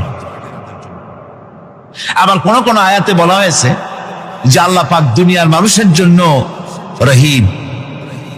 একটি আয়াতে ভাবে বলা হয়েছে, হুয়াল্লাযী ইউসাল্লি আলাইকুম ওয়া মালাইকাতুহু লিয়ুখরিজাকুম মিনাজ যুলুমাতি ইলান নূর ওয়া কানা বিল মুমিনিনা রহিমা। সে আল্লাহ তোমাদের প্রতি রহম করেছেন, রহমত নাজিল করেছেন, এবং তার ফেরেশতাগণ এই উদ্দেশ্যে যে তোমাদেরকে তিনি অন্ধকার থেকে আলোর দিকে বের করে নিয়ে আসবেন। আর তিনি হচ্ছেন মুমিনদের জন্য রহিম, অত্যন্ত দয়াবান। আরবি ভাষায় আর রহমান অন্তর্জগতের এমন একটি নম্র উচ্ছ্বাসিত অবস্থার প্রতি ইঙ্গিত করে, যার ফলে তার স্বতঃস্ফূর্তভাবে নিজের থেকেই মহানুভবতা এবং প্রীতি ও মহব্বতের ইচ্ছার বহির্প্রকাশ ঘটে। তাই রহমতের মধ্যে আছে স্নেহ, আছে প্রীতি, আছে অনুগ্রহ। আল্লাহ পাকের রহমতটা কি জিনিস? সেটা হচ্ছে রাহমাতি ওয়াসিআত কুল্লা শাই, আমার রহমত দিয়ে সমস্ত জিনিসকে ঢেকে রাখা হয়েছে। প্রত্যেকটি জিনিসের ভিতরে আল্লাহ পাকের রহমত রয়েছে। রহমত ছাড়া এই পৃথিবীতে মানুষের চলার কোনো পথ নাই। সমস্ত ব্যাপারই আল্লাহ পাকের রহমত আর রহমত। তাবৎ সৃষ্টির দিকে যদি আমরা তাকাই, আল্লাহ পাকের সৃষ্টি জগতের দিকে তাকাই, সেখানে আল্লাহর এই করুণা ছাড়া আর কিছুই দেখা যাবে না। কোরআনে কারিমে বলা হচ্ছে, وَسَخَّرَ لَكُم مَّا فِي السَّمَاوَاتِ وَمَا فِي الْأَرْضِ جَمِيعًا مِّنْهُ إِنَّ فِي ذَلِكَ لَآيَاتٍ لِقَوْمٍ يَتَفَكَّرُونَ। আকাশ ও পৃথিবীতে যা কিছু আছে তা সব কিছুই আল্লাহ রাব্বুল আলামিন মানুষের তো করে দিয়েছেন। যেভাবে পারো সেভাবে তাকে কাজে লাগাও। সমস্ত জিনিসকে আল্লাহ পাক মানুষের অনুগ্রহ করে দিয়েছে তার খেদমতের জন্য, তার কাজের জন্য তৈরি করেছেন, মানুষের কাজের জন্য। সাখারা শব্দ দিয়ে বোঝানো হয়েছে সকল বস্তুই মানুষের অনুগত, মানুষ যেন তা দিয়ে তার নিজের কাজ সম্পাদন করতে পারে। অন্য আয়াতে বলা হয়েছে, আল্লাহুল্লাযী খালাকাস সামাওয়াতি ওয়াল আরদা ওয়া আনজালা মিনাস সামাই মাআন ফাখরাজা বিহি মিনাস সামারাতি রিজকান লাকুম ওয়া সাখখারা লাকুমুল ফুলকা লিতাজরি ফিল বাহরি বিআমরিহি ওয়া সাখখারা লাকুমুল আনহার। আল্লাহ রাব্বুল আলামিন তিনি আকাশ সৃষ্টি করেছেন, জমিনকে সৃষ্টি করেছেন এবং আকাশ থেকে পানি বর্ষণ করেছেন, তা দিয়ে ফসল উৎপাদন করেছেন। এই ফসলের পিছনে আল্লাহ পাকের কি বিরাট রহমত কাজ করতেছেন আপনি লক্ষ্য করেন। কাদার ভিতরে, কর্দমাক্ত জমিনের ভেতরে আপনি বীজ বপন করেছেন। কর্দমাক্ত জমিনের ভেতরে বীজ বপন করে বাড়ি গিয়ে আপনি ঘুমিয়ে আছেন। আল্লাহ পাকের রহমত, তার কুদরত, ওই বীজ থেকে পাতা উদ্গত করে দিয়েছেন, শিকড় মাটির ভিতরে চলে গিয়েছে, পাতাগুলি নরম, সবে পাতাগুলি গজিয়েছে। সূর্যের তাপে পাতা মুষড়ে পড়ে গিয়েছে বিকেল বেলায়, সারাদিন সূর্যের প্রখর তাপ লেগেছে। মানুষকে খাওয়াবার জন্য আল্লাহ রাব্বুল আলামিনের কি বিরাট রহমত কাজ করতেছে লক্ষ্য করুন। রাতের বেলায় আল্লাহ পাক শিশির বিন্দু নাজিল করে দেন, কণা কণা শিশির বিন্দু ওই মুষড়ে যাওয়া পাতার উপরে পড়ে গিয়ে সারা রাত এভাবে সুন্দর ঠান্ডা বাতাস আর শিশির বিন্দু যত্ন করে করে মুষড়ে যাওয়া পাতাটিকে সকালবেলা পর্যন্ত তরতাজা, সজীব আর প্রাণবন্ত করে দেন। এরপরে গাছ বড় হলো, তার ভিতরে রব্বুল আলামিন ধান দিলেন, গম দিলেন, এভাবে করে যত্ন করে তার শুরু থেকে শেষ পর্যন্ত প্রত্যেকটি গাছকে খাদ্য ব্যবস্থাকে আল্লাহ রব্বুল আলামিন নিজ যত্নে, নিজ কুদরতে, আপন রহমতে সবগুলিকে লালন পালন করে মানুষের হাতে তুলে দিলেন। মানুষকে আল্লাহ পাক সর্বশ্রেষ্ঠ মর্যাদা দান করেছেন, যার কারণে আল্লাহ পাক বলেছেন, ওয়ালাকাদ কাররামনা বানি আদম, আদম সন্তানকে আমি সম্মান দিয়েছি, মর্যাদা দিয়েছি। আর সেই মর্যাদা দেওয়ার কারণে যত খাদ্য তার সামনে পেশ করেছি, আল্লাহ পাক আপন রহমতে সব খাদ্যগুলিকে প্যাকেট করে বান্দাদের সামনে হাজির করে দিয়েছেন। কোনো খোলা খাবার দেওয়া হয়নি, কারণ মানুষ হচ্ছে আল্লাহ পাকের শ্রেষ্ঠ মেহমান, মর্যাদা সম্পন্ন প্রাণী, মর্যাদা সম্পন্ন মেহমান এই মানুষ। তার সামনে কলা দেওয়া হলো কভার করে, প্যাকেট করে। আনারস বলেন, আম বলেন, কাঁঠাল বলেন, যত রকমের ফল আল্লাহ পাক দান করলেন, বেদানা বলেন, আপেল বলেন, সমস্ত ফলগুলিকে, খাবারগুলিকে আল্লাহ পাক প্যাকেট করে করে আপন রহমতে বান্দাদের সামনে হাজির করে দিয়েছেন। তার এত দয়া, তার দয়াই আকাশ থেকে বৃষ্টি হয়, সেই বৃষ্টিতে ফসল ফলে। তার দয়ায়, তার রহমতে তিনি পানি মানুষের আয়ত্তে করে দিয়েছেন। এই পানির উপরে জাহাজ পরিচালনার জন্য আল্লাহ পাক সুযোগ করে দিয়েছেন। জাহাজ পরিচালনা করা হচ্ছে সমুদ্রের ভেতরে মানুষের জন্য। এভাবে করে আল্লাহ পাক সব জিনিসকে তার সুযোগের মধ্যে এনে দিয়েছে।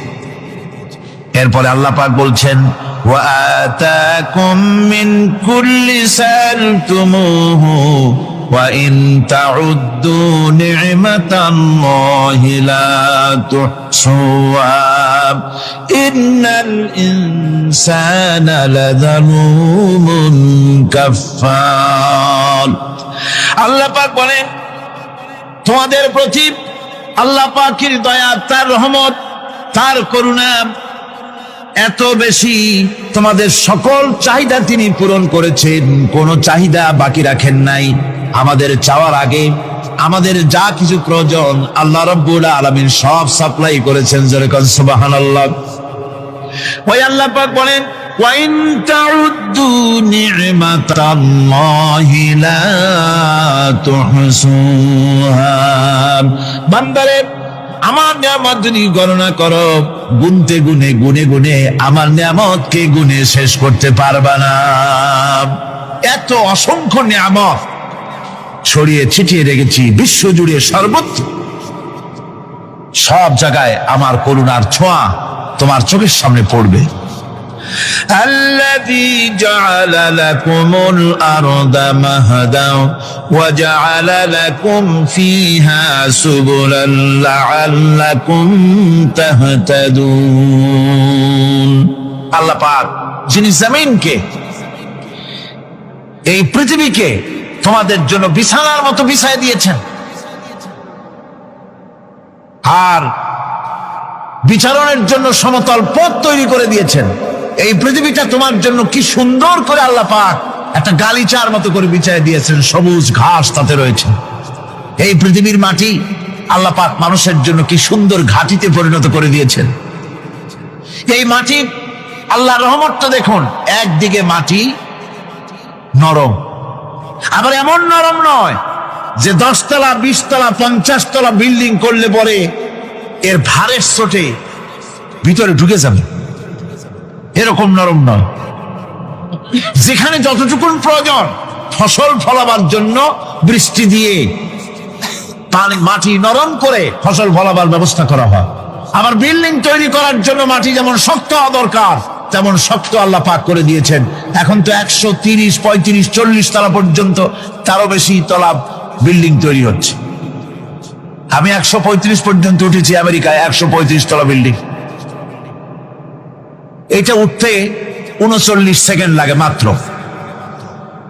এখন এদের লিফটটা কি পাওয়ারফুল চিন্তা করেন, সা করে একটা শব্দ হয়, আর আপনি দেখছেন যে 135 তলার ছাদের উপর উঠে গেছে। নিচের দিকে তাকাইলে মানুষগুলো ছাগলের ছাওয়ার মতো এত বোঝা দূর দেখা যায়, গাড়িগুলো পিঁপড়ার মতো দেখা যায়। এগুলি নতুন নতুন প্রযুক্তির মাধ্যমে তৈরি করা হচ্ছে। এখন এই বিশাল বিল্ডিং, এত ওজন, এই ওজন ধারণ করার জন্য মাটিকে আল্লাহ পাক ভারসাম্য, শক্তির ভারসাম্য দান করেছেন। এটাকে আল্লাহ পাক নরমও করেছেন আবার শক্তও করেছেন। এই মাটি, এই পৃথিবী আমাদের জন্য বিশাল এক নিয়ামত আল্লাহ পাক করে দিয়েছেন, ফসল ফলাবার জন্য, চলাফেরার জন্য। আবার এই মাটি যেন আপনাকে নিয়ে নড়াচড়া করতে না পারে। মাঝে মাঝে ভূমিকম্প হয় না? পৃথিবীতে ভূমিকম্প জোন যেগুলি আছে সেগুলি হচ্ছে Japan, China, turkey, Iran, America, এরকম বিভিন্ন দেশে ভূমিকম্পের জোন, এগুলি ভূমিকম্প এলাকা। আমাদের এসব দেশে ভূমিকম্প কম হয়, তবে ইদানিং একটু একটু শুরু হয়েছে। আল্লাহ যেন এই ভূমিকম্পের গজব থেকে আমাদেরকে বাঁচান। এত আস্তে আমিন বললেন কেন? আল্লাহ পাক কি প্রচন্ড ক্ষমতার মালিক। তিনি রহমত করে এ জমিনকে সুন্দর স্থিতি স্থাপক, একটা স্থিতিশীলতা করে দিয়েছেন। এই পৃথিবী যেন আমাদের নিয়ে নড়াচড়া করতে না পারে, সেজন্য আল্লাহ পাক পাহাড় সৃষ্টি করেছেন। চট্টগ্রামে পাহাড় আছে না? রাঙামাটি, খাগড়াছড়ি, বান্দরবান পাহাড় আছে না? আছে। লোকেরা এই পাহাড়ের উপকারিতা বোঝে না, সমানে পাহাড় কাটে। যারা পাহাড় কাটেন তারা আত্মঘাতী কাজ করেন, তারা পৃথিবীর মানুষের ক্ষতি করেন। পাহাড় আল্লাহ পাক তৈরি করেছেন। আল্লাহ কোন জিনিস খেলতামাশার জন্য তৈরি করেন নাই। গতকাল এই আয়াতটি আমি পড়েছিলাম, الذين يذكرون الله قياما وقعودا وعلى جنوبهم ويتفكرون في خلق السماوات والأرض ربنا ما خلقت هذا باطلا। নিরর্থক করে আল্লাহ পাক কোন জিনিসকে তৈরি করেন নাই। আল্লাহ পাক এই পাহাড় সৃষ্টি করেছেন জমিনের ভারসাম্য রক্ষা করার জন্য। সেই পাহাড়গুলি কাটতেছে মানুষ সমানে, গাছ কাটতেছে সমানে। এতে করে প্রকৃতির ভারসাম্য নষ্ট হয়ে যাচ্ছে। এগুলি সব আল্লাহ পাকের রহমত, সবগুলি আল্লাহ পাকের নিয়ামত। খালি খালি আল্লাহ কিচ্ছু তৈরি করেন নাই। ব্যাঙগুলারে জনমের মতো খাইয়া, ব্যাঙের ব্যবসা করে, চীনের কাছে ব্যাঙ বিক্রি করে এখন বাংলাদেশ মহাবিপদে পড়েছে। এখন ব্যাঙ কোথায় পাওয়া যায় তাই তালাশ করে। কারণ এই ব্যাঙের উপকারিতা আগে জানা ছিল না। এত কীটনাশক ওষুধ ছড়ানো লাগতো না। কীটনাশক ওষুধ ছড়িয়ে জমিনের উর্বরা শক্তির 12টা বাজানো হচ্ছে। আল্লাহ পাক আপন কুদরতে, আপন রহমতে অসংখ্য ব্যাঙ তৈরি করে দিচ্ছে, যাতে করে অতিরিক্ত পোকামাকড় গুলিয়েরা ধরে ধরে খাইয়া ফেলে। আল্লাহ পাকের এগুলি কিভাবে নষ্ট করা হলো। আর এখন কীটনাশক ওষুধ দিয়ে সর্বনাশ করা। আর কীটনাশক ওষুধ আনা হচ্ছে ভারত থেকে, ইন্ডিয়া থেকে। ভারত থেকে কীটনাশক ওষুধ আর সার জানা হচ্ছে, তা দিয়ে বাংলাদেশের মাটির উর্বরা শক্তি আরো নষ্ট হচ্ছে। আপনারা জিজ্ঞেস করবেন চাষীদের কাছে কিভাবে নষ্ট হচ্ছে ঋণ। সুতরাং আল্লাহ পাক খেল তামাশায় বস্তু করে কিছুই তৈরি করেন নাই। সবগুলিকে আপন রহমতে তৈরি করেছেন মানুষের সৃষ্টি জগতের জন্যে, যার দ্বারা মানুষ উপকৃত হতে পারবে। এজন্য তিনি হচ্ছেন রহমান। বলেন তিনি কি? রহমান। আল্লাহ রাব্বুল আলামিন জমিন সৃষ্টি করলেন, পাহাড় দিলেন, গাছপালা তরুলতা তৈরি করে দিলেন। এরপরে আল্লাহ পাক বলছেন, তাকিয়ে দেখো সমুদ্রের দিকে, ওয়া হুয়াল্লাযী সাখারাল বাহরা লিতাকুলু মিনহু লাহমান তারিয়ান ওয়া তাস্তাখরু মিনহু হিলিয়াতান তালবাসুনাহা। সমুদ্রের দিকে লক্ষ্য করে দেখো, এই সমুদ্রকে তোমাদের অনুগত করে দিয়েছি। এর মধ্যে রয়েছে তাজা মাছ মাংস রয়েছে, এর ভিতরে রয়েছে তোমাদের পরিধানের অলংকার আদির জন্য মূল্যবান সম্পদ রাখা হয়েছে সমুদ্রের মধ্যে। বিজ্ঞানীরা বলেছেন পৃথিবীর উপরিভাগে যা আছে মাটির তলায় তার থেকে অনেক বেশি বেশি মূল্যবান জিনিস আছে। আছে না মাটির তলায় মূল্যবান জিনিস? কি আছে? কি আছে? খনিজ দ্রব্য আছে, সোনা আছে, লোহা আছে, তেল আছে। তেল যে শুধু সৌদি আরবে, কুয়েতে আর কাতারে, বাংলাদেশে তেল নাই এটা ঠিক না।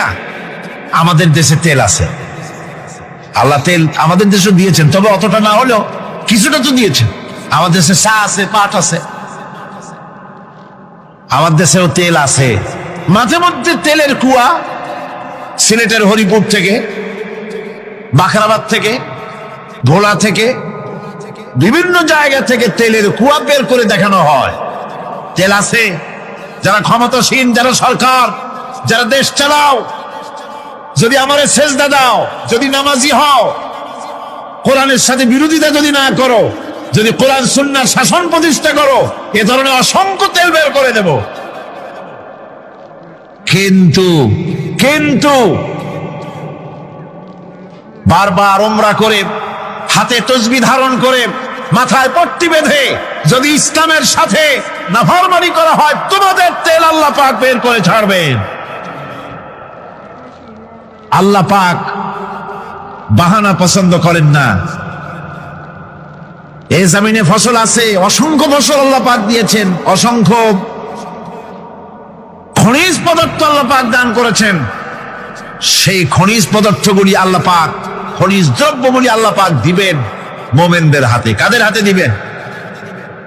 আল্লাহ পাক বলেছেন, ওয়ালাউ আন্না আহলাল কুরা আমানু ওয়াত্তাকাউ লাফাতাহনা আলাইহিম বারাকাতিম মিনাস সামাই ওয়াল আরদ। দেশের লোকেরা, জনপদের লোকেরা যদি আমার উপর ঈমান আনে আর আমাকে ভয় করার নীতি যদি অবলম্বন করে চলে, তাহলে ওই দেশের মানুষের জন্য আকাশ আর জমিনের সব বরকতের দরজা আমি আল্লাহ খুলে দেব। নিয়ামতের অভাব নাই, যথেষ্ট নিয়ামত আল্লাহ পাকের আছে।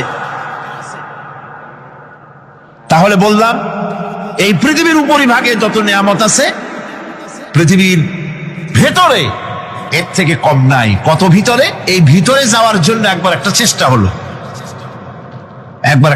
হলো। আমেরিকার ওকলাহামা সিটি, এটি একটি স্টেট। এই স্টেটের পাশে একটা জায়গা বেছে নেওয়া হলো, যে পৃথিবী, তাদের ধারণা ছিল যে মাটি খুঁড়তে খুঁড়তে এর পৃথিবীর অপর পৃষ্ঠে যাওয়ার জন্য একটা আন্ডারগ্রাউন্ড রাস্তা করা যায় নাকি। ছোটবেলায় পড়ছিলাম আমি ভূগোলে একটা বইতে, যে কেউ যদি আমাদের দেশ থেকে এখান থেকে মাটি খোঁড়া আরম্ভ করে, তাহলে মাটি খুঁড়তে খুঁড়তে একদিন না একদিন আমেরিকায় পৌঁছে যাবে। কোনো ভিসা টিসা লাগবে না, VD7 DB7 97 লাগবে না, এমনি যাইতে পারবে। মানুষেরা চেষ্টা করলো মাটি খোঁড়া। মাটি খুঁড়তে খুঁড়তে পৃথিবীতে এটাই ছিল প্রথম এই দুঃসাহসিক পরিকল্পনা।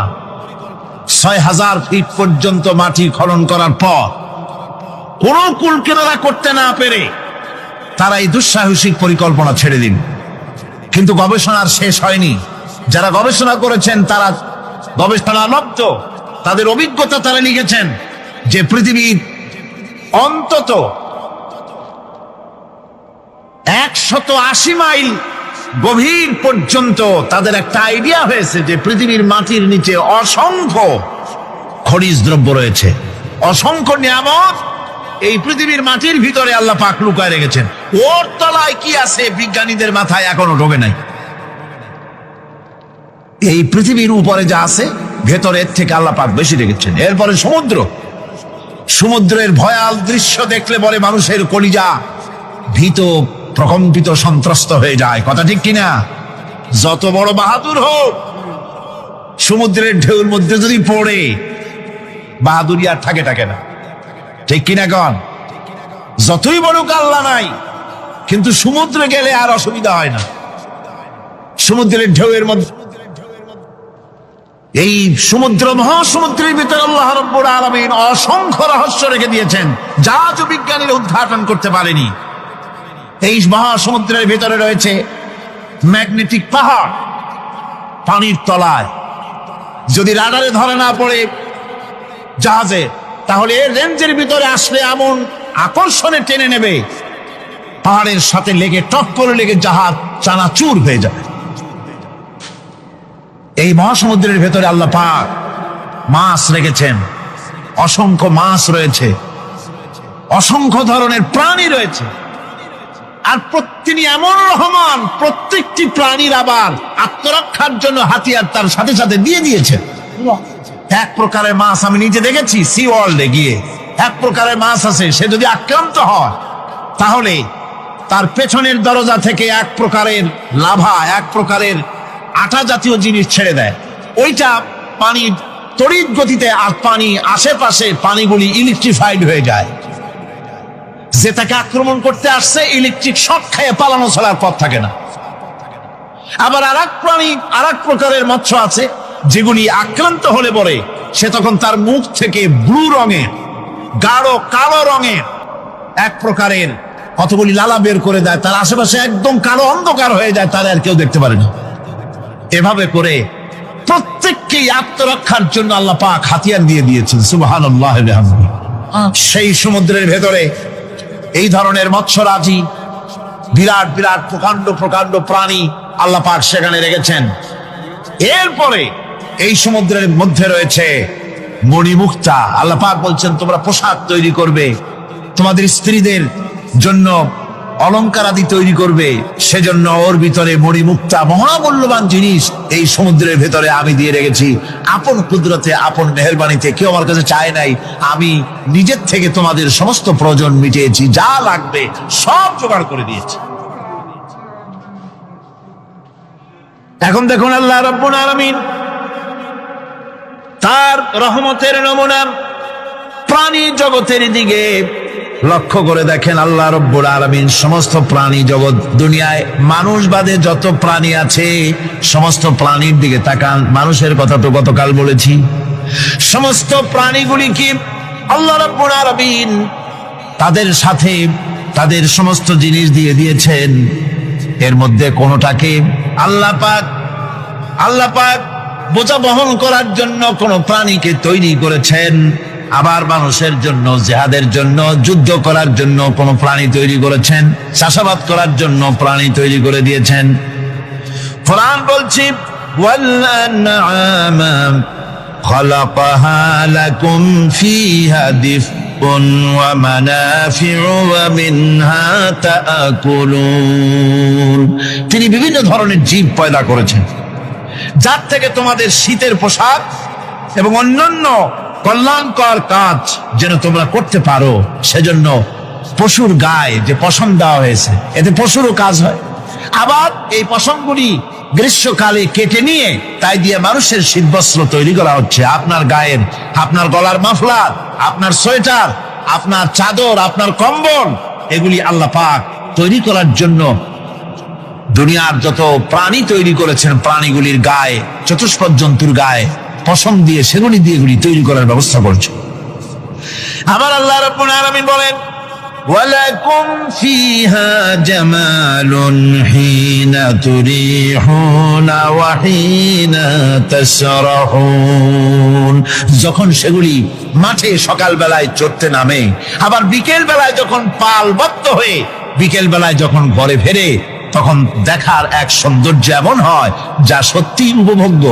লক্ষ্য করে দেখবেন, এগুলি শহরে কম দেখা যায়, গ্রাম্য অঞ্চলে মাঝে মধ্যে যাবেন, গ্রামের লোকই আপনারা অধিকাংশ এখানে আছেন, আপনারা দেখবেন সকাল বেলায় যখন পালে পালে গরু, ছাগল, মহিষ ইত্যাদি যেতে থাকে, সকাল বেলায় সূর্য যখন উঠে সেই সময় যখন এগুলি যেতে থাকে, তখন তার দেখার একটা দৃশ্য দারুণ লাগে। আবার যখন সন্ধ্যা বেলায় গোধূলি লগ্নে যখন সূর্য লাল হয়ে পশ্চিম দিগন্তে অস্তমিত হতে যায়, তখন শত শত গরু, ভেড়া, ছাগল পাল ধরে মাঠের মধ্য দিয়ে যখন বাড়ির দিকে রওনা করে, আল্লাহ পাক বলেন এই দৃশ্য অত্যন্ত উপভোগ্য। যারা সত্যি এগুলি দেখে, উপভোগ করে, তারা বুঝতে পারে যে আল্লাহ পাকের নিয়ামত সব দিকেই আল্লাহ পাক এভাবে ছড়িয়ে রেখেছে। এভাবে করে ওয়াতাহমিলু আসফালাকুম ইলা বালাদিন লাম তাকুনু বালিগিহিম ইল্লা বিশাক্কিল আনফুস। আল্লাহ পাক বলেন এভাবে করে আমি জন্তু, জীব তৈরি করেছি, যারা তোমাদের বোঝাগুলি এক শহর থেকে আর এক শহরে, এক গ্রাম থেকে আর এক গ্রামে বোঝাগুলি বহন করে নিয়ে যায়। এভাবে আমি যদি চতুষ্পদ জন্তু তৈরি না করতাম, তোমরা নিজেরা ঘাড়ে করে, পিঠে করে এ বোঝাগুলি বহন করা বড়ই কষ্টসাধ্য হয়ে যেত। উটের পিঠে করে, গাধার পিঠে করে, গরুর গাড়ি বানায়া, হাতির পিঠে করে, কত বিরাট বিরাট বোঝা, টনকে টন বোঝা এভাবে পশু দিয়ে টেনে নেওয়া হয়। আল্লাহ পাক বলছেন এগুলি আমার রহমত। এরপরে এই পশুর ভিতরে হালাল বস্তু তৈরি করে তোমার খাবারের ব্যবস্থা করেছি। ওয়া ইন্না লাকুম ফিল আনআমি লাইবরা নুসকিকুম মিম্মা ফি বুতুনিহি মিন বাইনি ফারসিন ওয়া দামিন লাবানান খালিসান সাইগাল লিশশারিবিন। তোমাদের চতুষ্পদ জন্তুর মধ্যে দেখবে বুদ্ধিমান, দূরদৃষ্টি সম্পর্ক লোক যারা, তাদের জন্য আমি এর মধ্যে নিদর্শন রেখেছি। তোমাদের দুগ্ধবতী গাভীগুলি, যার দ্বারা তোমরা দুধ পাও, এগুলি জমিনের ঘাস খেলো, খড় খেলো, আর এর দ্বারা রক্ত তৈরি হলো, পায়খানা তৈরি হলো, পেশাব তৈরি হলো, পাশাপাশি রাস্তা দিয়ে পরিষ্কার সুস্বাদু দুধ আমি আল্লাহ রাব্বুল আলামিন তোমাদের জন্য দান করেছি। এত নিয়ামত আল্লাহ পাক দিলেন, আল্লাহ পাকের বিনিময় কিছুই চান নাই। কিছু চাইছেন নাকি? বলেন, কিছু চেয়েছেন? কিছুই চান না। দেখেন, এই যে ঠান্ডা মৌসুম চলছে, এখন কি মৌসুম? শীতের মৌসুম। এই পৃথিবীটাকে আমরা আমাদের একটা রুমকে যদি ঠান্ডা করতে চাই, তাহলে আমরা কি লাগাই? রুমে এসি লাগাই। প্রত্যেক মাসে বিল দেওয়া লাগে না লাগে না? বিল দিতে হয়। একটা রুম এসি দিয়ে ঠান্ডা করতে প্রত্যেক মাসে 500, 1000, 2000, 2500 রুম হিসাবে এর ভাড়া দেওয়া লাগে, এর চার্জ দিতে হয়। এত বড় বিশ্বটা আল্লাহ পাক ঠান্ডা করে ফেলেছেন। কত বড় এসি প্লান্ট আল্লাহ পাকের, সুবহানাল্লাহ। কত বড় এসি আল্লাহ ছেড়ে দিয়েছেন। এখন ঠান্ডায় মানুষ, এখানে তো মানুষে গরম লাগে, সেই গরমে আপনারা আরাম পাচ্ছেন, যে গায়ের জামা টামা খুলে বেড়াইছে, ঠিক কিনা? মানুষের গরমও একটা গরম। তাহলে আল্লাহ রাব্বুল আলামিন এই যে ঠান্ডাটা দিলেন, মজার মৌসুম দিলেন, এই ঠান্ডার জন্য আমাদের কাছে কোনো বিল পাঠান নাই ফেরেশতার মাধ্যমে। শীতকালকে পরে ফেরেশতারা কি বিল নিয়ে আসছে নাকি, যে শীতের মৌসুমে যে ঠান্ডা উপভোগ করেছো এটার জন্য বিল দিতে হবে? এবার দেখেন সূর্যের তাপ। সারা পৃথিবীতে যত উত্তাপ আছে, ভালো করে বোঝেন, সারা পৃথিবীতে পেট্রোল জ্বালায় আগুন তৈরি করে, ডিজেল জ্বালায় আগুন তৈরি করেন, কাঠ জ্বালায় আগুন তৈরি করে। পৃথিবীর মানুষের হাতে আগুন জ্বালাবার, উত্তাপ সৃষ্টি করার যত রকমের টেকনোলজি আছে, সব যদি একত্রিত করা হয়, সূর্য প্রতি সেকেন্ডে যে তাপ বিকিরণ করে পৃথিবীর জন্য, সারা পৃথিবীর সমস্ত মানুষ এক জায়গায় হইয়া কিয়ামত পর্যন্ত প্রচেষ্টা করিও ওই 1 সেকেন্ডের তাপ তৈরি করতে পারবে? পারবে না। শুধু আল্লাহ রাব্বুল আলামিন যিনি বিরাট নিয়ামত রেখেছেন সব জিনিসের মধ্যে, এই নিয়ামতগুলি বুঝবে, এগুলি বুঝতে হবে। এই জন্য আল্লাহ রাব্বুল আলামিনের নবী বলেছেন, আল্লাহর সৃষ্টি জগতের উপরে, তার সৃষ্টি নৈপুণ্যতার উপরে কেউ যদি গবেষণা করে, চিন্তা করে 1 ঘন্টা, আল্লাহ পাক তার আমলনামায় 60 বছরের নফল ইবাদতের সওয়াব লিখে দিবেন। এটা সোজা কথা। চিন্তা করতে হবে, গবেষণা করতে হবে, আল্লাহ পাক কি নিয়ামত দিয়েছেন। ওয়ামা বিকুম মিন নি'মাতিন ফামিনাল্লাহ। যত নিয়ামত আমরা পেয়েছি সব কার কাছ থেকে? জোরে সোরে চিল্লা এখন, কার কাছ থেকে? সমস্ত নিয়ামত এসেছে আল্লাহ পাকের কাছে। আল্লাহ রাব্বুল আলামিন বলেন, তিনি হচ্ছেন রহমান। ওয়াল্লাহু জাআলা লাকুম মিন বুয়ুতিকুম সাকানান ওয়া জাআলা লাকুম মিন জুলুদিল আনআমি বুয়ুতা। আল্লাহ পাক বলছেন, তোমাদের জন্য, তোমাদের ঘর সমূহকে আল্লাহ পাক স্থিতি লাভের, স্বস্তি শান্তি লাভ করার জন্য আল্লাহ পাক একটা স্থান করে দিয়েছেন, জায়গা করে দিয়েছেন। আমরা যে ঘর বানাই, এই ঘর বানাবার পেছনে আল্লাহ পাকের কত বড় নিয়ামত। ঘর একটা বানাতে হলে খুঁটি লাগবে। খুঁটি কোত্থেকে আসছে? বলেন কোত্থেকে? গাছের থেকে খুঁটি পেয়েছেন। কিসের থেকে পেয়েছেন? গাছ কা। শুধু খুঁটিতে ঘর হবে না, এরপরে খুঁটি হয়ে গেল, চাল লাগবে। চাল দেবেন কি দিয়ে? খড় দিয়া দেন, টিন দিয়া দেন, টালি দিয়া দেন, যা দিয়া দিবেন সেটা হচ্ছে কার, জোরে কন। শুধু খুঁটি আর চাল হলে হবে না, বেড়া লাগবে, দরজা লাগবে, জানালা লাগবে, যা কিছু দরকার। আল্লাহ বলেন, তোমার এই শান্তির ঘরটার পেছনে আমার নিয়ামত, আমার রহমত কাজ করেছে। আবার শীত প্রধান দেশে, যেখানে বিল্ডিং এও কাজ হবে না, যেখানে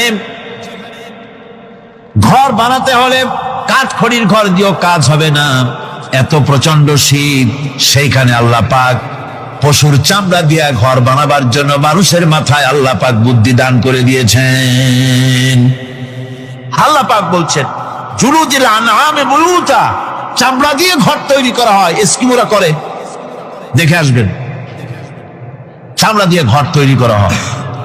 আল্লাহ পাক এই পশু দিয়ে মানুষের এত উপকার করছেন। তিনি রহমান, এই রহমত থেকে পৃথিবীর কেউ বঞ্চিত নয়। সমস্ত প্রাণী সমূহকে আল্লাহ পাক এই বিরাট নিয়ামত দান করেছেন।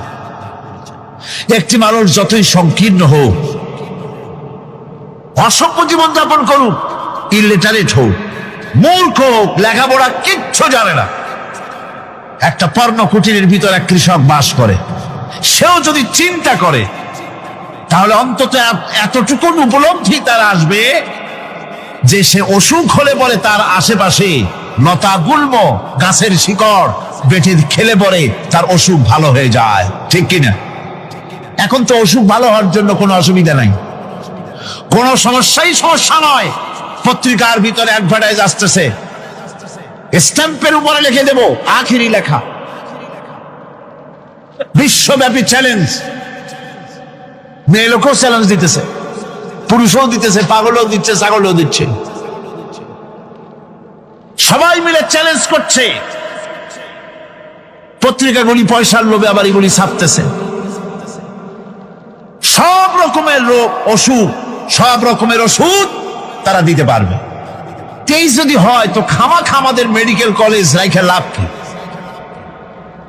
বিজ্ঞাপন দিয়া যদি ওষুধ বিক্রি করা হয়, কেমন গভর্নমেন্ট আমি বুঝি না।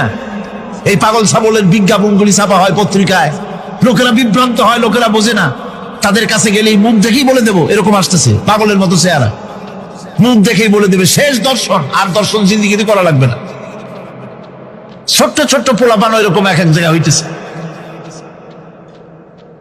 খুলনা জেলার ডাকপ এলাকায় একবার শোনা গেল সেখানে ছাগলে পানি পড়ে দেয়, যে যাবে তার রোগ ভালো হবে। কি শিক্ষিত কি অশিক্ষিত সমানে গিয়ে লাইন দিতে লাগলো। ছাগলের বাড়ি, ছাগলের কাছে পানি ধরে, এখন ছাগলের কাছে কিছু ধরলেই তো সে শোকে, শুকতে গেলেই মনে করে যে পড়িয়ে দিছে, দম করে দিছে, আর খাইতেছে। এরপরে ছাগলওয়ালার বাড়ি এক ছাগল দিয়া হাতির মালিক হয়ে গেছে, সে বাড়ি বিল্ডিং টিল্ডিং করে সর্বনাশ। কি আজীব তামাশা, কি আশ্চর্য দেশ। এমন কোন রোগ নাই যে এই সমস্ত পাগল ছাগলের চিকিৎসা ভালো না হবে। এগুলি অ্যাডভার্টাইজ দিয়ে চলছে। আল্লাহ পাক মানুষকে ওষুধ দিয়েছেন, অসুখের আবার ওষুধও দিয়েছেন। কোন আলহামদুলিল্লাহ। লিকুল্লি দাইন দাওয়া, প্রত্যেকটি রোগের ওষুধ আল্লাহ তৈরি করেছেন। সুবহানাল্লাহি বিহামদিহি। কালো জিরা সম্পর্কে রাসূল করিম সাল্লাল্লাহু আলাইহি ওয়াসাল্লাম বলেছেন, হাদিহি হাব্বাতুস সাওদা, এটা হচ্ছে কালো দানা। দাওয়াউন লিকুল্লি দাইন ইল্লা সাম, মৃত্যু ছাড়া সকল রোগের ওষুধ কালো জিরার মধ্যে আছে। আবার মধু সম্পর্কে আল্লাহ পাক বলেছেন, এটি হচ্ছে গোটা পৃথিবীর সমস্ত মানুষের জন্য রোগের প্রতিষেধক। একজন নিরক্ষর মানুষও, যিনি লেখাপড়া কিছুই জানে না, সে লোকটাও টের পায় অসুখ বিসুখ হলে সে আশেপাশে লতা গুল্ম বেটে তার থেকে তার রোগ নিরাময় করতে পারে। রৌদ্রের দাবানল থেকে বাঁচার জন্য সে গাছের আশ্রয় নিতে পারে। তরুণ গাছ থেকে ফার্নিচার তৈরি করতে পারে। আবার এই গাছ থেকে সুস্বাদু ফল পেতে পারে। আর এই গাছ যখন বুড়ো হয়ে যায় তখন তার দিয়ে সে ফার্নিচার তৈরি করতে পারে। অসংখ্য নিয়ামত তার চতুর্পাশে ছড়ানো থাকে। একটা নিরক্ষর মূর্খ ব্যক্তিও যদি চিন্তা করে তাহলে আল্লাহর রহমত সম্পর্কে জানতে তার মোটেই কষ্ট হওয়ার কথা নয়। মূল কথা হলো চিন্তা করা, গবেষণা করা। আল্লাহ পাক এই জন্য বারবার বলেছেন, লা আয়াতিন লিকাউমিন ইয়াতাফাক্কারুন, লা আয়াতিন লিউলিল আলবাব, যারা নাকি চিন্তাশীল, গবেষক, মাথায় গিলুটুলু যাদের আছে, ওরা এগুলি খুব ভালো করে বুঝবে। আল্লাহ রাব্বুল আলামিন এই পৃথিবীকে তার রহমত দিয়ে ছেড়ে রেখেছেন, অসংখ্য রহমত দিয়ে রেখেছেন। আর তার রহমত সৌন্দর্য বিবর্জিত নয়, তার রহমত দিয়েই সব সুন্দর হয়ে সাজিয়ে গুছিয়ে আল্লাহ পাক তৈরি করেছেন। আকাশটাকে সাজিয়েছেন। কোরআনে কারীমের মধ্যে রব্বুল আলামিন বলেন, ولقد زينا السماء الدنيا بمصابيح وجعلناها رجوما للشياطين এই দুনিয়ার আকাশ খানিকে তারকা প্রদীপ দিয়া সাজায় রেখেছি মনের মতন। দেখো তুমি তাকাইয়া, এই পৃথিবীটাকে, এর আকাশটাকে সুসজ্জিত করা হয়েছে। আল্লাহ পাক সৌন্দর্যবোধ এত বেশি, যা গতকাল আমি আলোচনায় বলেছি, রব্বুল আলামিন তার আপন রহমত দিয়া, কুদরত দিয়ে এই পৃথিবী সব সাজিয়ে গুছায় দিয়েছেন। আল্লাহ পাক বলছেন, ইন্না ফি খালকিস সামাওয়াতি ওয়াল আরদি ওয়াখতিলাফিল লাইলি ওয়ান নাহার লাআয়াতিন লিউলিল আলবাব। নিঃসন্দেহে এই পৃথিবী, যারা জ্ঞানবান, যারা চিন্তাশীল, তারা আকাশ এবং জমিনের সৃষ্টির ব্যাপারে চিন্তা করবে, রাত এবং দিনের পরিবর্তনের ব্যাপারে তারা গবেষণা করবে। রাত দিনের পার্থক্য মানুষের জীবনকে পদ্ধতিগত দিক থেকে দুই ভাগে বিভক্ত করেছে। একটা হচ্ছে দিন আর একটা হচ্ছে রাত। وَجَعَلْنَا اللَّيْلَ لِبَاسًا وَجَعَلْنَا النَّهَارَ